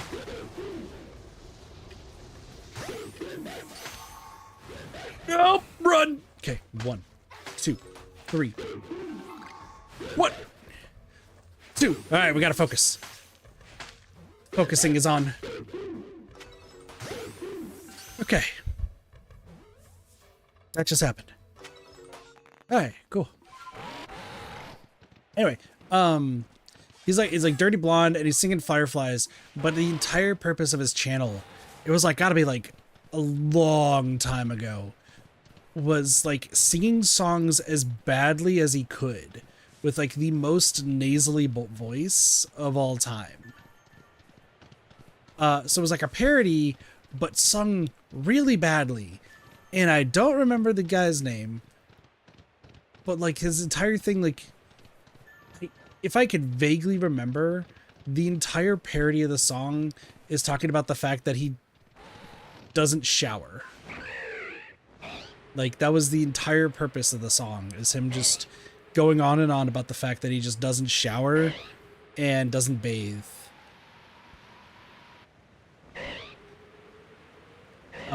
And like his family hates him.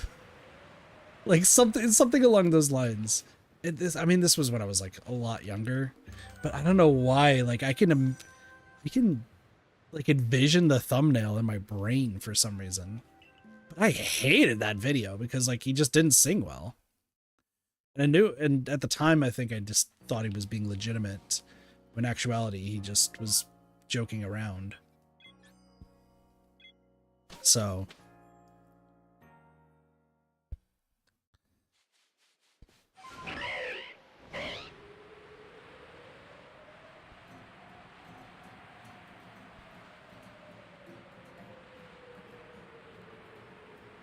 trying to think of like who else.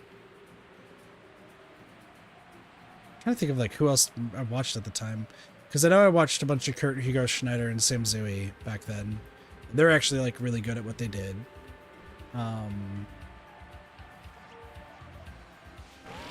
Same with like Dave Days, I think is what his name was. Like these are some like blasts from the past. I still will go back. It hurts my heart knowing what happened to her, but like Christina Grimmie, like I'll go back and watch them. It was only just a dream. I traveled back down. I don't remember who sings it, but like that song, I will listen to, not consistently because it's not like my favorite song, but it's like it always just like sits in my brain. I'm like, oh, this is a good time, and then I get really sad because I remember hearing about Christina Grimmie's passing, and I thought it was a lie. So I was a pretty big fan back then.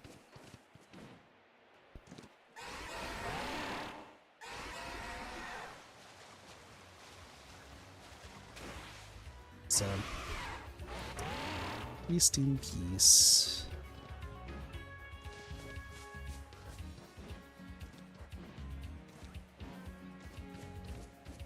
What, Cassie? Why are you saying my name with a lot of T's?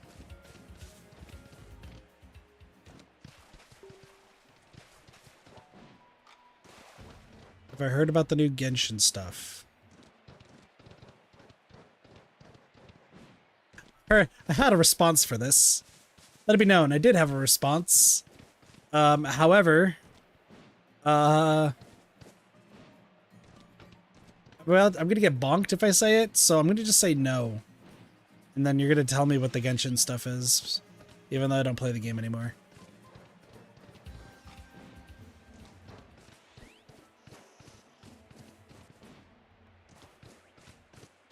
Tell me.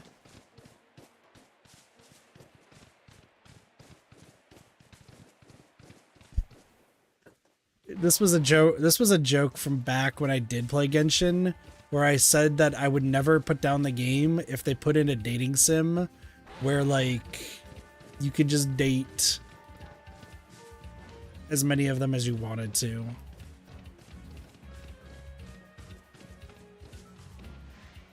And I was like, unless it's the dating sim getting put into the game, I don't know if I want to know. Oh, you wish? Hell yeah, I do. You give me a dating... Listen, you give me what the frickin' Chinese players of Nikkei got. You give me all 4 of the things that they got, and... like... y'all aren't seeing me for a while.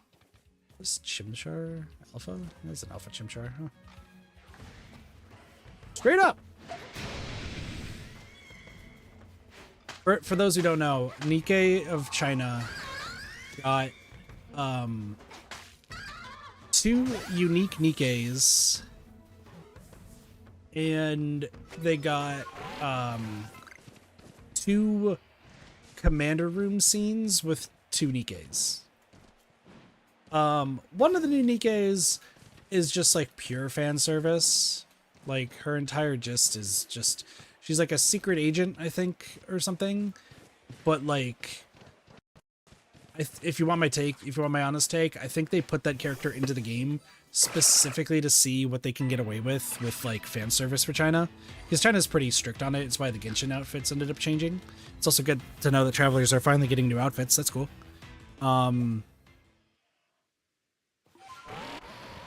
But they just like really overextended like the portions for this like secret agent character.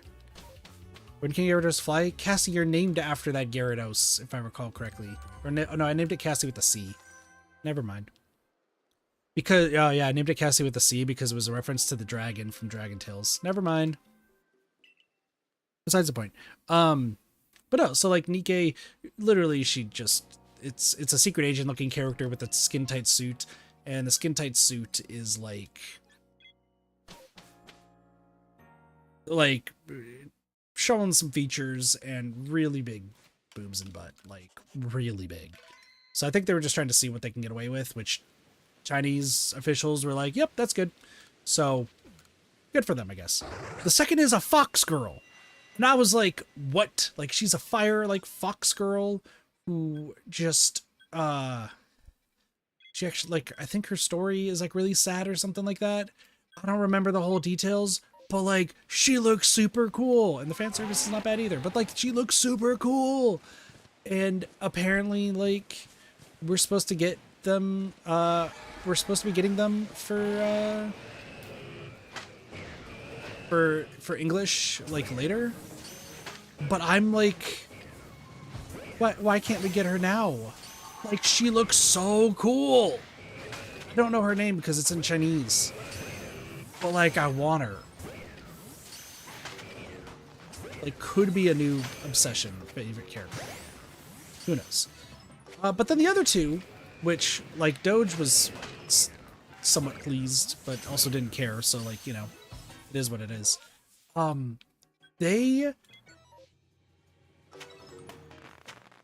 They put, what was it? It was like bedroom scenes-ish of Viper and Blanc into the game.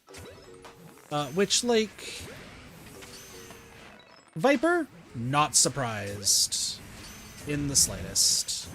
Like, she's huge fan service.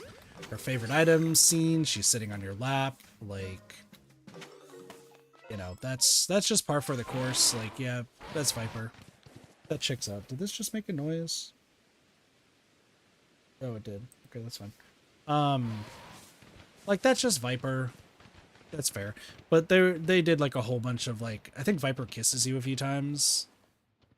So, you know, Viper fanatics going crazy. And you know what? Fair. Viper is part of Jackal's unit. That's fine.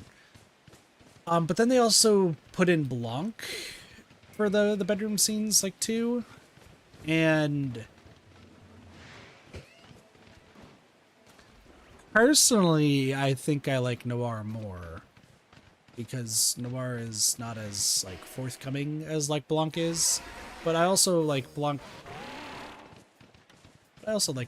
So, like, you know, it's a little bit of column A, a little bit of column B. That being said, it is a absolute crazy time seeing what they put into the Chinese version of the game. So yeah,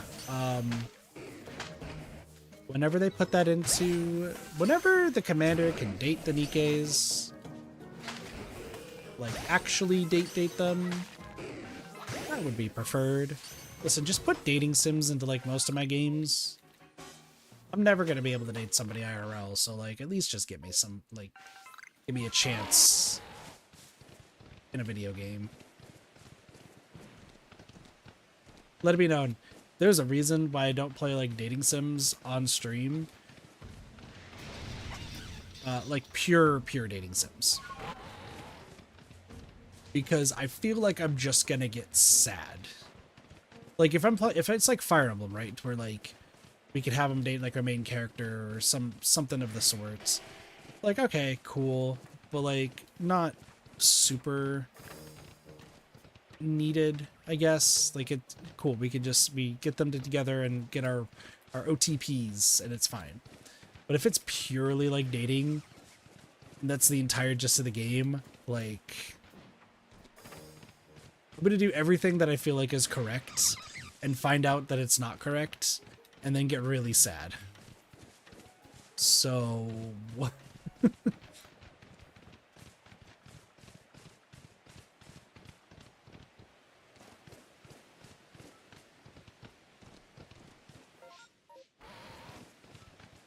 That would be... Gosh, what was the most recent, like, game on stream that was, like, dating-esque? We played Fire Emblem Three Houses and Three Fates, or whatever it's called. The Warriors game.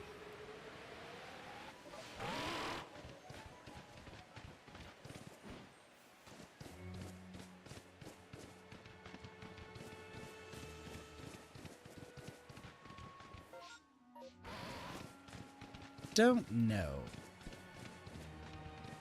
I do not know what I'm referring to.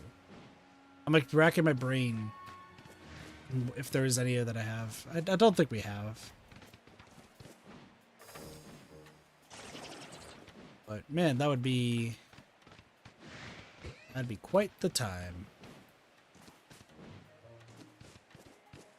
The only dating game I think I've actually played on stream that I could think of actually is Hatoful Boyfriend. We played that for a subscriber special like 5-6 years ago. Where I accidentally got the pudding ending. Which, like, I didn't understand what was going on. I just knew that this bird really wanted some pudding. And then proceeded to, like, fucking summon Pudding Jesus, if I recall. I was like, we didn't even date the pudding bird. He just summoned Pudding Jesus, and that was it. Like, what just happened?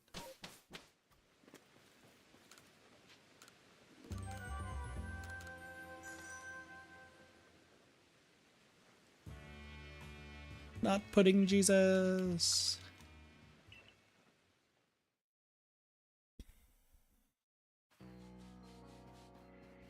Pudding Jesus, no. I guess we're going back here.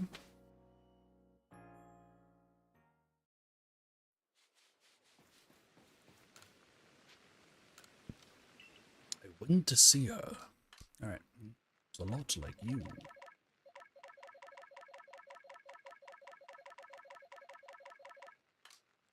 Let's release all of these.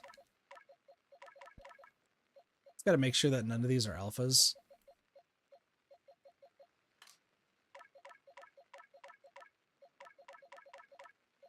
Just in case. You could choose an alpha.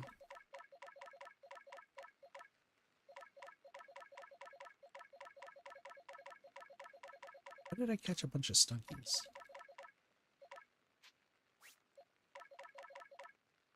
How's it going, Rebaloot? Welcome to the stream.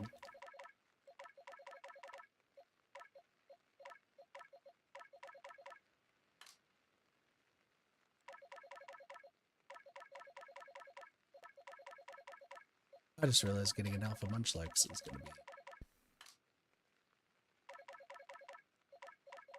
at the time. Do I need that alpha Eevee? We'll keep it around for now. I know, didn't I catch like an alpha Zubat like a while back? I don't want to release that. I also don't want to release those either. You know, I understand that there's like a ton of shiny Bidoof in these boxes. I still don't think I want to release them. Okay, now I actually do know what I'm releasing.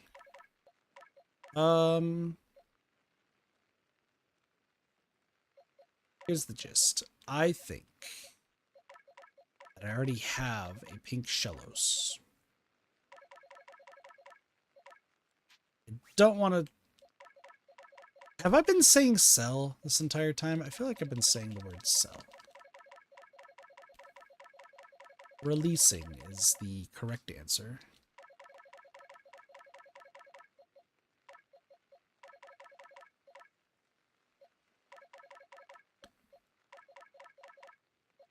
I'll keep that one. When did I catch this?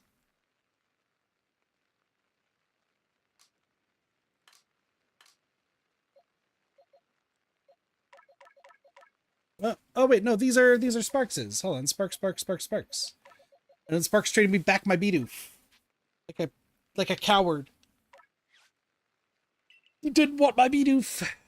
It's almost like you didn't want the Bidoof that, you know, no one really wants, to be fair. That was a good spread. That was actually a rather good spread. Alright, Munchlax, what do you got? If I had a superpower, I would teleport into your hour like ooh baby, ooh baby. Stunkus. Alright. 2 sets of stunkies. That's fine. 2 sets of stunkies are okay. One of them could be red. You don't know.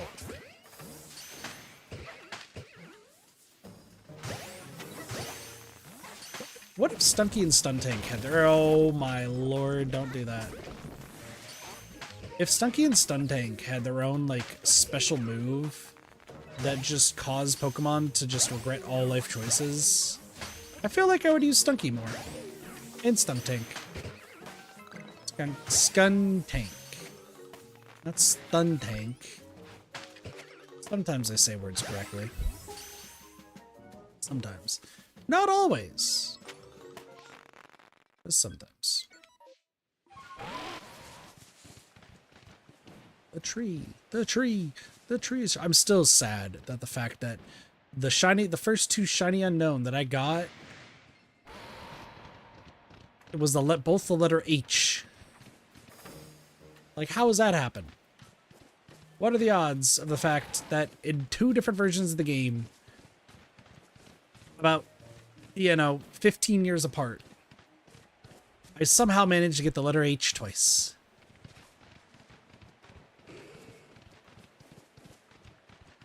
As a shiny. Sorry, I should mention.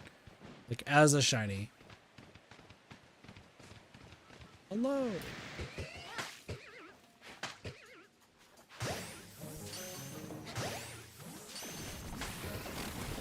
No, I don't want to be anything other than what I've been trying to be lately. All I have to do is listen to me, and I'll be somebody. No, don't you dare, don't you dare, don't you dare. Uh-oh, uh-oh, uh-oh, uh-oh.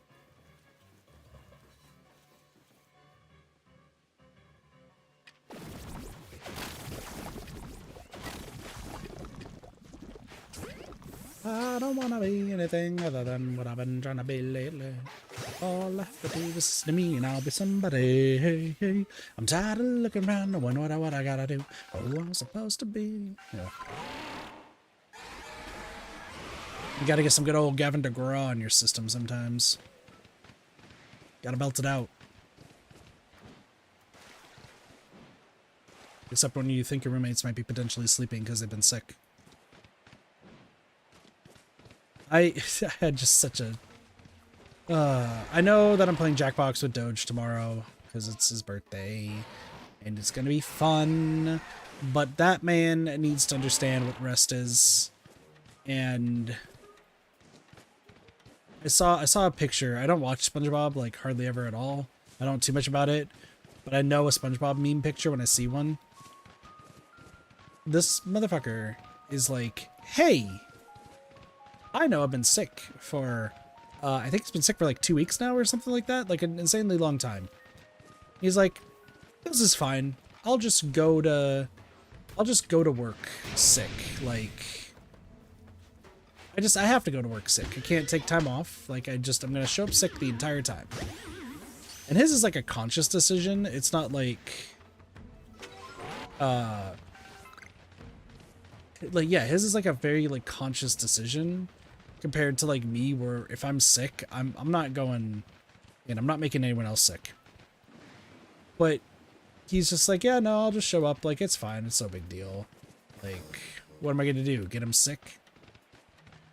And then I was on social media, and there was somebody who like reposted a picture, which I'm guessing it's like the Krusty Krab from SpongeBob, with a fish walking in, and like the caption was like, work, your sick time is unpaid, you have to come in, if you're gone for more than 3 days, you're fired. And it just shows a fish walking in saying, how's everyone doing, with like germs like oozing out of their mouth, like germs everywhere. And I'm like, yeah, excuse me, that's how it would go. You would go to work and you're just spreading germs around. Like, I get it. Like, jobs are terrible and they don't ever believe that you're sick. But the times that you're actually sick, which should, if I'm being honest, should be like every time, you probably should not go into work.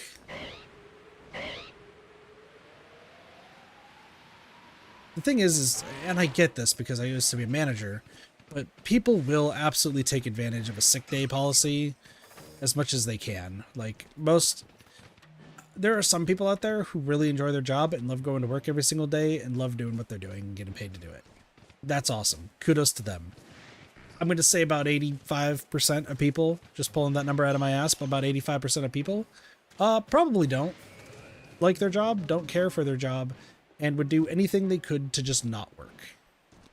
So if you're saying, hey, I'll give you a full day's salary if you don't come to work because you're sick, some people will just cough into their shoulder and be like, oh God, I got the flu. Oh, it's terrible. Oh, I'm dying. The thing is, some jobs will be like, all right, you need a doctor's note ASAP before you can come back in, which that will get people who are jet lying caught pretty quickly. Like, oh, I'm dying. Okay, we need a doctor's note. Oh, suddenly I feel a lot better. Let me come into work. But then you have people who, like, they're actually sick and their jobs will be like, okay, after 5 days, we'll ask for a doctor's note, but take as long as you need. And then there's some that'll be like, oh yeah, take as long as you need, but like, we're not going to pay you or anything.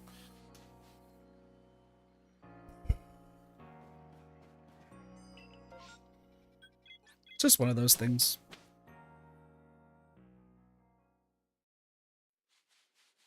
I'm trying to think of like the last day or the last time, excuse me, I've ever like called out sick, but I was like faking it.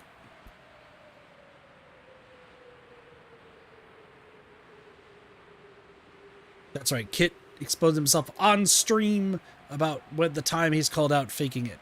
It's not during this job. It's not during the previous job. I think it was my first insurance job. Because I haven't really, like, called out sick, like, too much unless, like, I'm debilitating. And it's mostly been for this dental job. So I'm going to assume that's just the stress and everything that's just, like, fucking me up.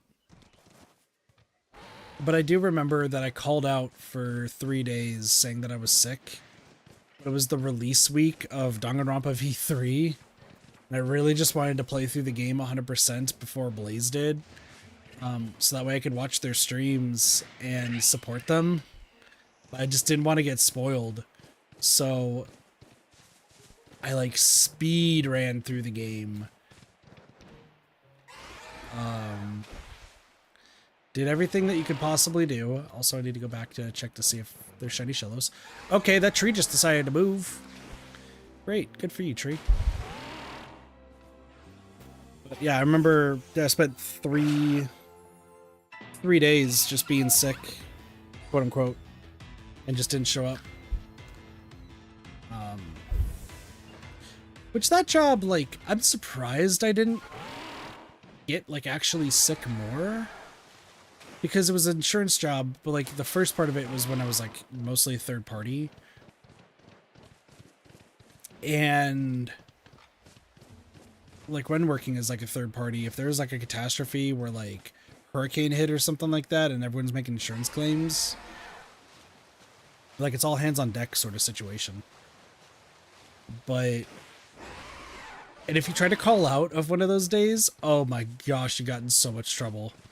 Like, they refused. Like, you're like, I'm calling out sick. Oh, you have, like, this life-saving surgery? Now you're coming in. Like, if the East Coast just got decimated by a hurricane.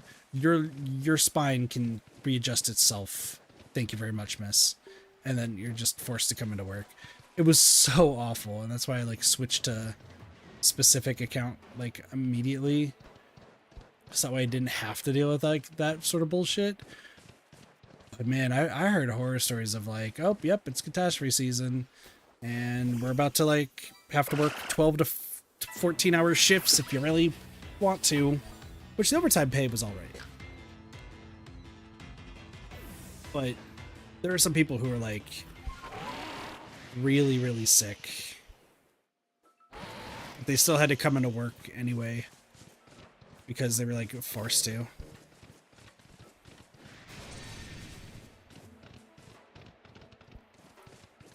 If I could make one, I know I give like a bunch of advice, unsolicited advice for like job stuff, but if you could avoid working in a call center, please, by all means, do everything you can to avoid it.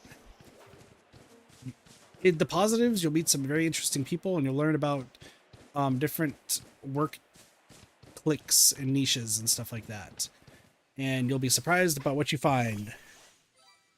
The downside, though, is the lack of care that your bosses will have for you. Not all of them, but like most. As well as like, if you get sick, they're just fine cutting you rather than like hoping you get better. And then you come in anyway just because you don't want to lose your job. He's hard. It's crazy. I know there's probably some like law stuff about that, or that's supposed to protect you against that, but no, it seems like they still get away with it a lot of the time.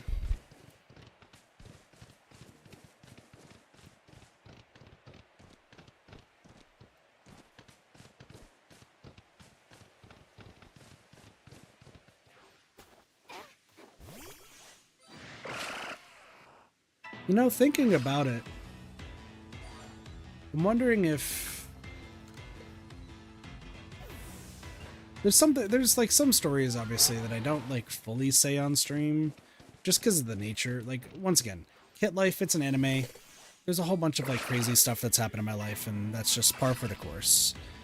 And there's, you know, there's some things that like I'm super fine with saying, or most things I'm super fine talking about. It is what it is. It's like, you know, like air out my brain and everything, so on and so forth. And if I get in trouble, like, one, that just proves that my story is true, but also two, like, glad that they're listening. But there's some stories that like I really just can't say on stream just due to the, I wouldn't even say like probably traumatic nature of it. It's just, I wouldn't say it's like too much. This particular one that I'm thinking of absolutely is, but like some of mine are just like it's not something that should be talked about on the stream.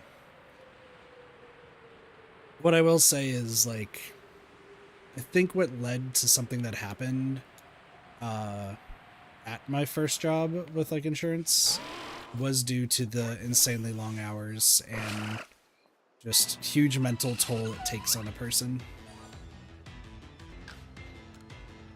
It's why I like vowed to never work in a call center job ever again, just due to that one incident alone.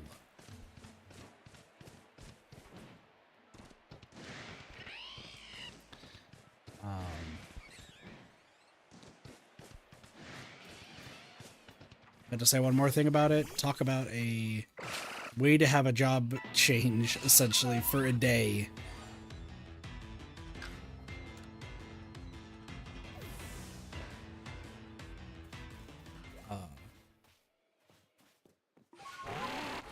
Because you just happen to know somebody.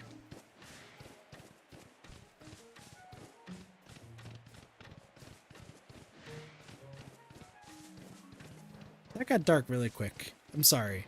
I'm like thinking of the wild things that's happening in the Kit Life.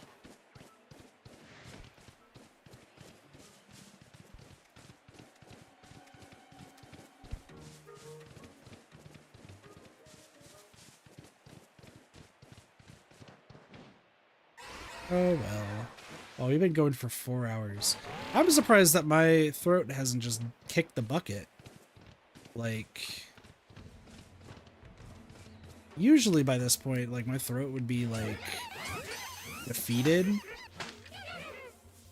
I've been drinking a lot of water this stream, though, so that might be helping. And we did take technically, like, a little bit of a break, though. just because like I wanted to figure out if I can do anything with the station distortions. So I'll have to talk to the squad of the smart people. See if it works.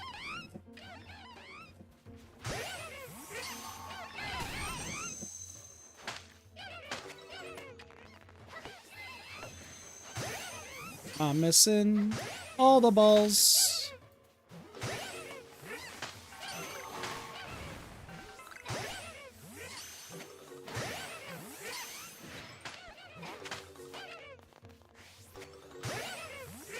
Gosh, I don't even... Like, I'm thinking about the situation I was just, like, alluding to. I just realized I don't even remember the guy's name. I wasn't even that close with them. Like, I just happened to be in the wrong place at the wrong time. Alright, well, Cherubi!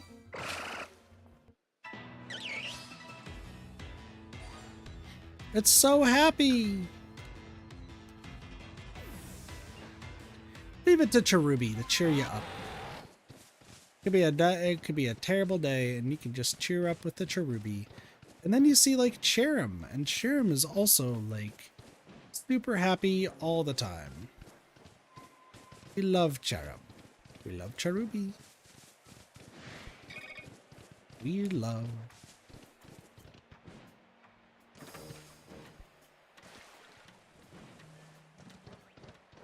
It's love.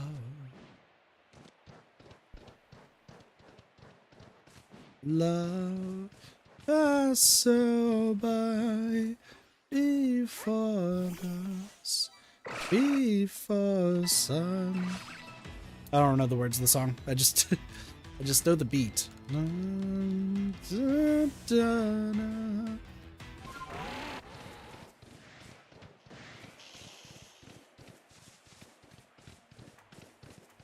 We be running. Oh, that's another one.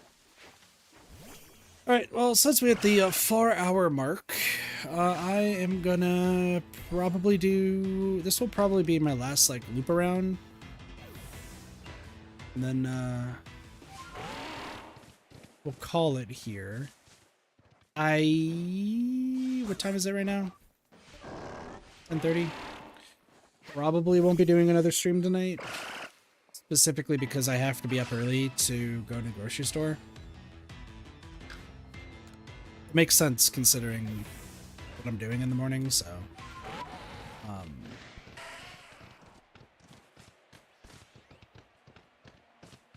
But yeah, so...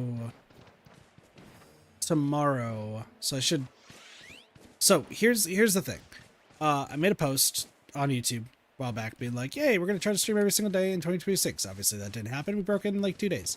Awesome. Question. Any cricket tot? I do.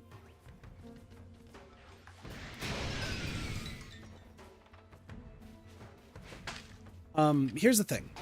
I do want to try to stream a lot more and also get, like, whatever it's called, like, content and stuff done too.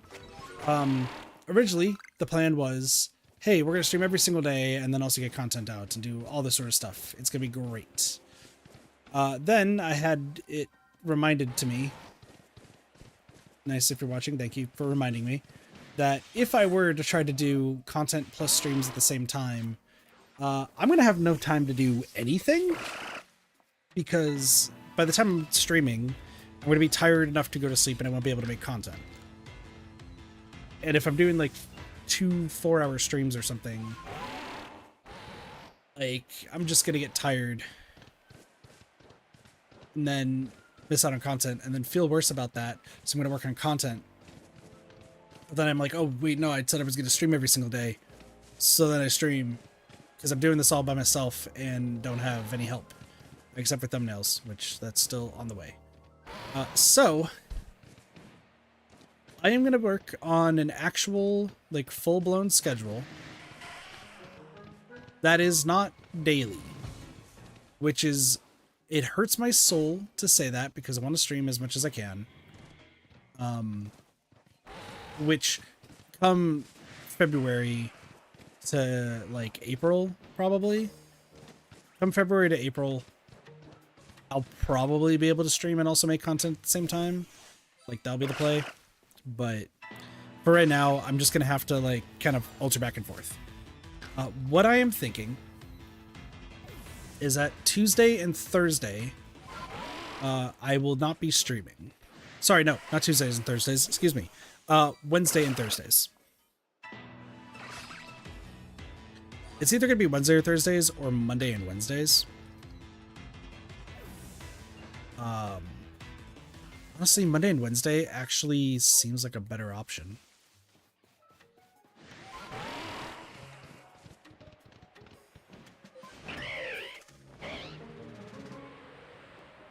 Let me head back to Jubilife, and then I will consider my options real quick.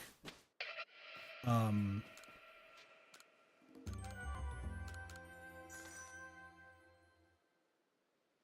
I'm gonna do like kind of the rundown of stuff.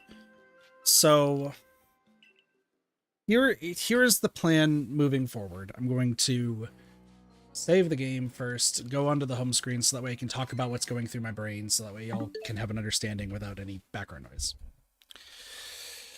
So, content is currently being planned. The current 2 videos that I have being made, one is on DVD and one is on Ashbury Pines, which means that anything else that I record in the meantime will essentially have to fall to the wayside until both of those videos are done. Dead by Daylight has all the footage done. I need to record all the audio, which means finishing a script, which the script is going to be long and it's going to be a long video.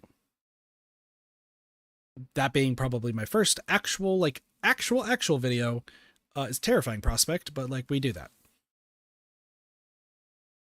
But having Mondays and Wednesdays to work on that, I think would be okay, and that way I can try to get it out on like a Friday or something. We'll see how that plays out.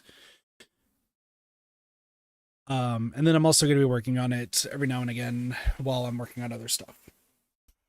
So, and then for the other one, the Ashbury Pines video, I have to replay through the game, not to unlock everything again, but I have to figure out when, like, I might be able to like pull up like when people show up on the timeline. I think I would remember. I have to like, I'm actually, no, I think I could do it without it, but I still have to go through the game to like get the sprites and everything that I need for the video. So that's also another video being worked on. There's so much that I want to do, so much I want to work on for 2026 and get released for y'all. So when it comes to games, there are games now in 3 categories. I'm going to make a post about this probably Wednesday of this upcoming week. Reason being is because I want to sort out all the kicks. I would love to make an update video, but I've learned really quickly I'm very bad at update videos. I'm much better at like hard scripted stuff and like data-based, not so much talking just broad and like updates and stuff. I don't know why. So the 3 categories of games that I have right now are games that are going to take a long time that I can play in the background, games that will not be started without a proper thumbnail, and games that I can make the thumbnail for YouTube's sake, just because it's not going to be like, I don't think I need to put the time in to make like a super proper thumbnail unless I have the money. What games dictate which games? Great question. It'll be very, very obvious once we start with those games. But right now, the games that are being streamed are purely going to be Pokemon Legends Arceus and Hades. I also want to incorporate Mario 8 Deluxe in there because I have some stuff for that I want to get taken care of. But Arceus, Deluxe 8, and Hades are the 3 games that we're going to focus on for quite some time until the Dead by Daylight video is done. Or until a thumbnail gets completed. When a thumbnail gets completed, all bets are off on those 3 games. We go straight to that game and start working on it. I do have the list of the 3 games that are... Oh, also Minecraft. Sorry, I should mention. Minecraft is also in that list of games that will be played, like, whatever. Currently, there are a lot of thumbnails being worked on that I've commissioned, but the 3 in general, we have Hamtaro Hem Him Heartbreak, which is a sentence that not any of you expected me to say, but it's one of my favorite Game Boy games of all time. So I have a thumbnail being made for Hamtaro. I have a thumbnail being made for Pokemon ZA, which once that's done, that'll be our big focus as well. And then after I have somebody make the Minecraft thumbnail, I believe there's still a plan for them to make a Castlevania Aria of Sorrow thumbnail that is going to be a collab.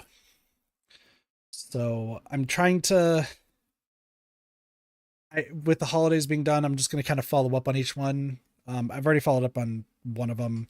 The other 2 I just need to kind of touch base with. But once those get done, we will transition into those. Otherwise, Pokemon Legends Arceus, Minecraft, Mario Kart 8 Deluxe, and Hades will be the 4. If I just don't feel like playing either of those 4 games, that's when we go into the other category, where there'll be a thumbnail that I made that I don't want to like really commission them for, specifically because it's not going to be super necessary. And the reason for that is these are games that are probably going to be completed within like 1 to 2 streams, if that. And there's going to be a bunch of games that are actually going to be combined together just for footage for a video series that I'm doing. I'm going to tell you all this now. You probably never heard of any of those games that is going to be kind of on the thumbnail that I'm making. The only way the thumbnail will actually get properly made is if the game I actually play is good, but most of them are probably going to be just god-awful games. I don't expect people to really watch, to be honest, but it is going to be footage that I'm going to be recording for a video that I want to do in the future. But more on that will be talked about in that post. So, yeah. With all of that being said, that's going to be it for tonight. So tomorrow, what I do want to do is I want to stream Hades and probably Pokemon Legends Arceus. Like, I actually want to do both games tomorrow. There is a chance that I might be on somebody else's Dead by Daylight stream tomorrow. But the reason I'm not playing Dead by Daylight on my stream right now is because I'm focusing on the video, and I don't need to get I don't really want to get sidetracked with like all of like playing all of that right now. I'll join in for other people's streams and stuff, but I'm not going to be doing it myself. So, hi, nice. Thanks for the hydrate and stretch as I'm ending off.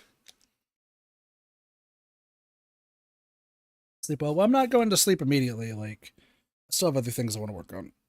But I appreciate it, Cassie. Might as well. True. True. Gosh, I still feel bad about yesterday. Shit. Anyway, thank you all so much for watching, though. Hope you all enjoyed the stream. Have a wonderful day, night, morning, afternoon, night, or evening. Of course, my name's Gatathi. I'll see you all next time for some more Reddit Gaming. See y'all later. Peace. Bye, everyone.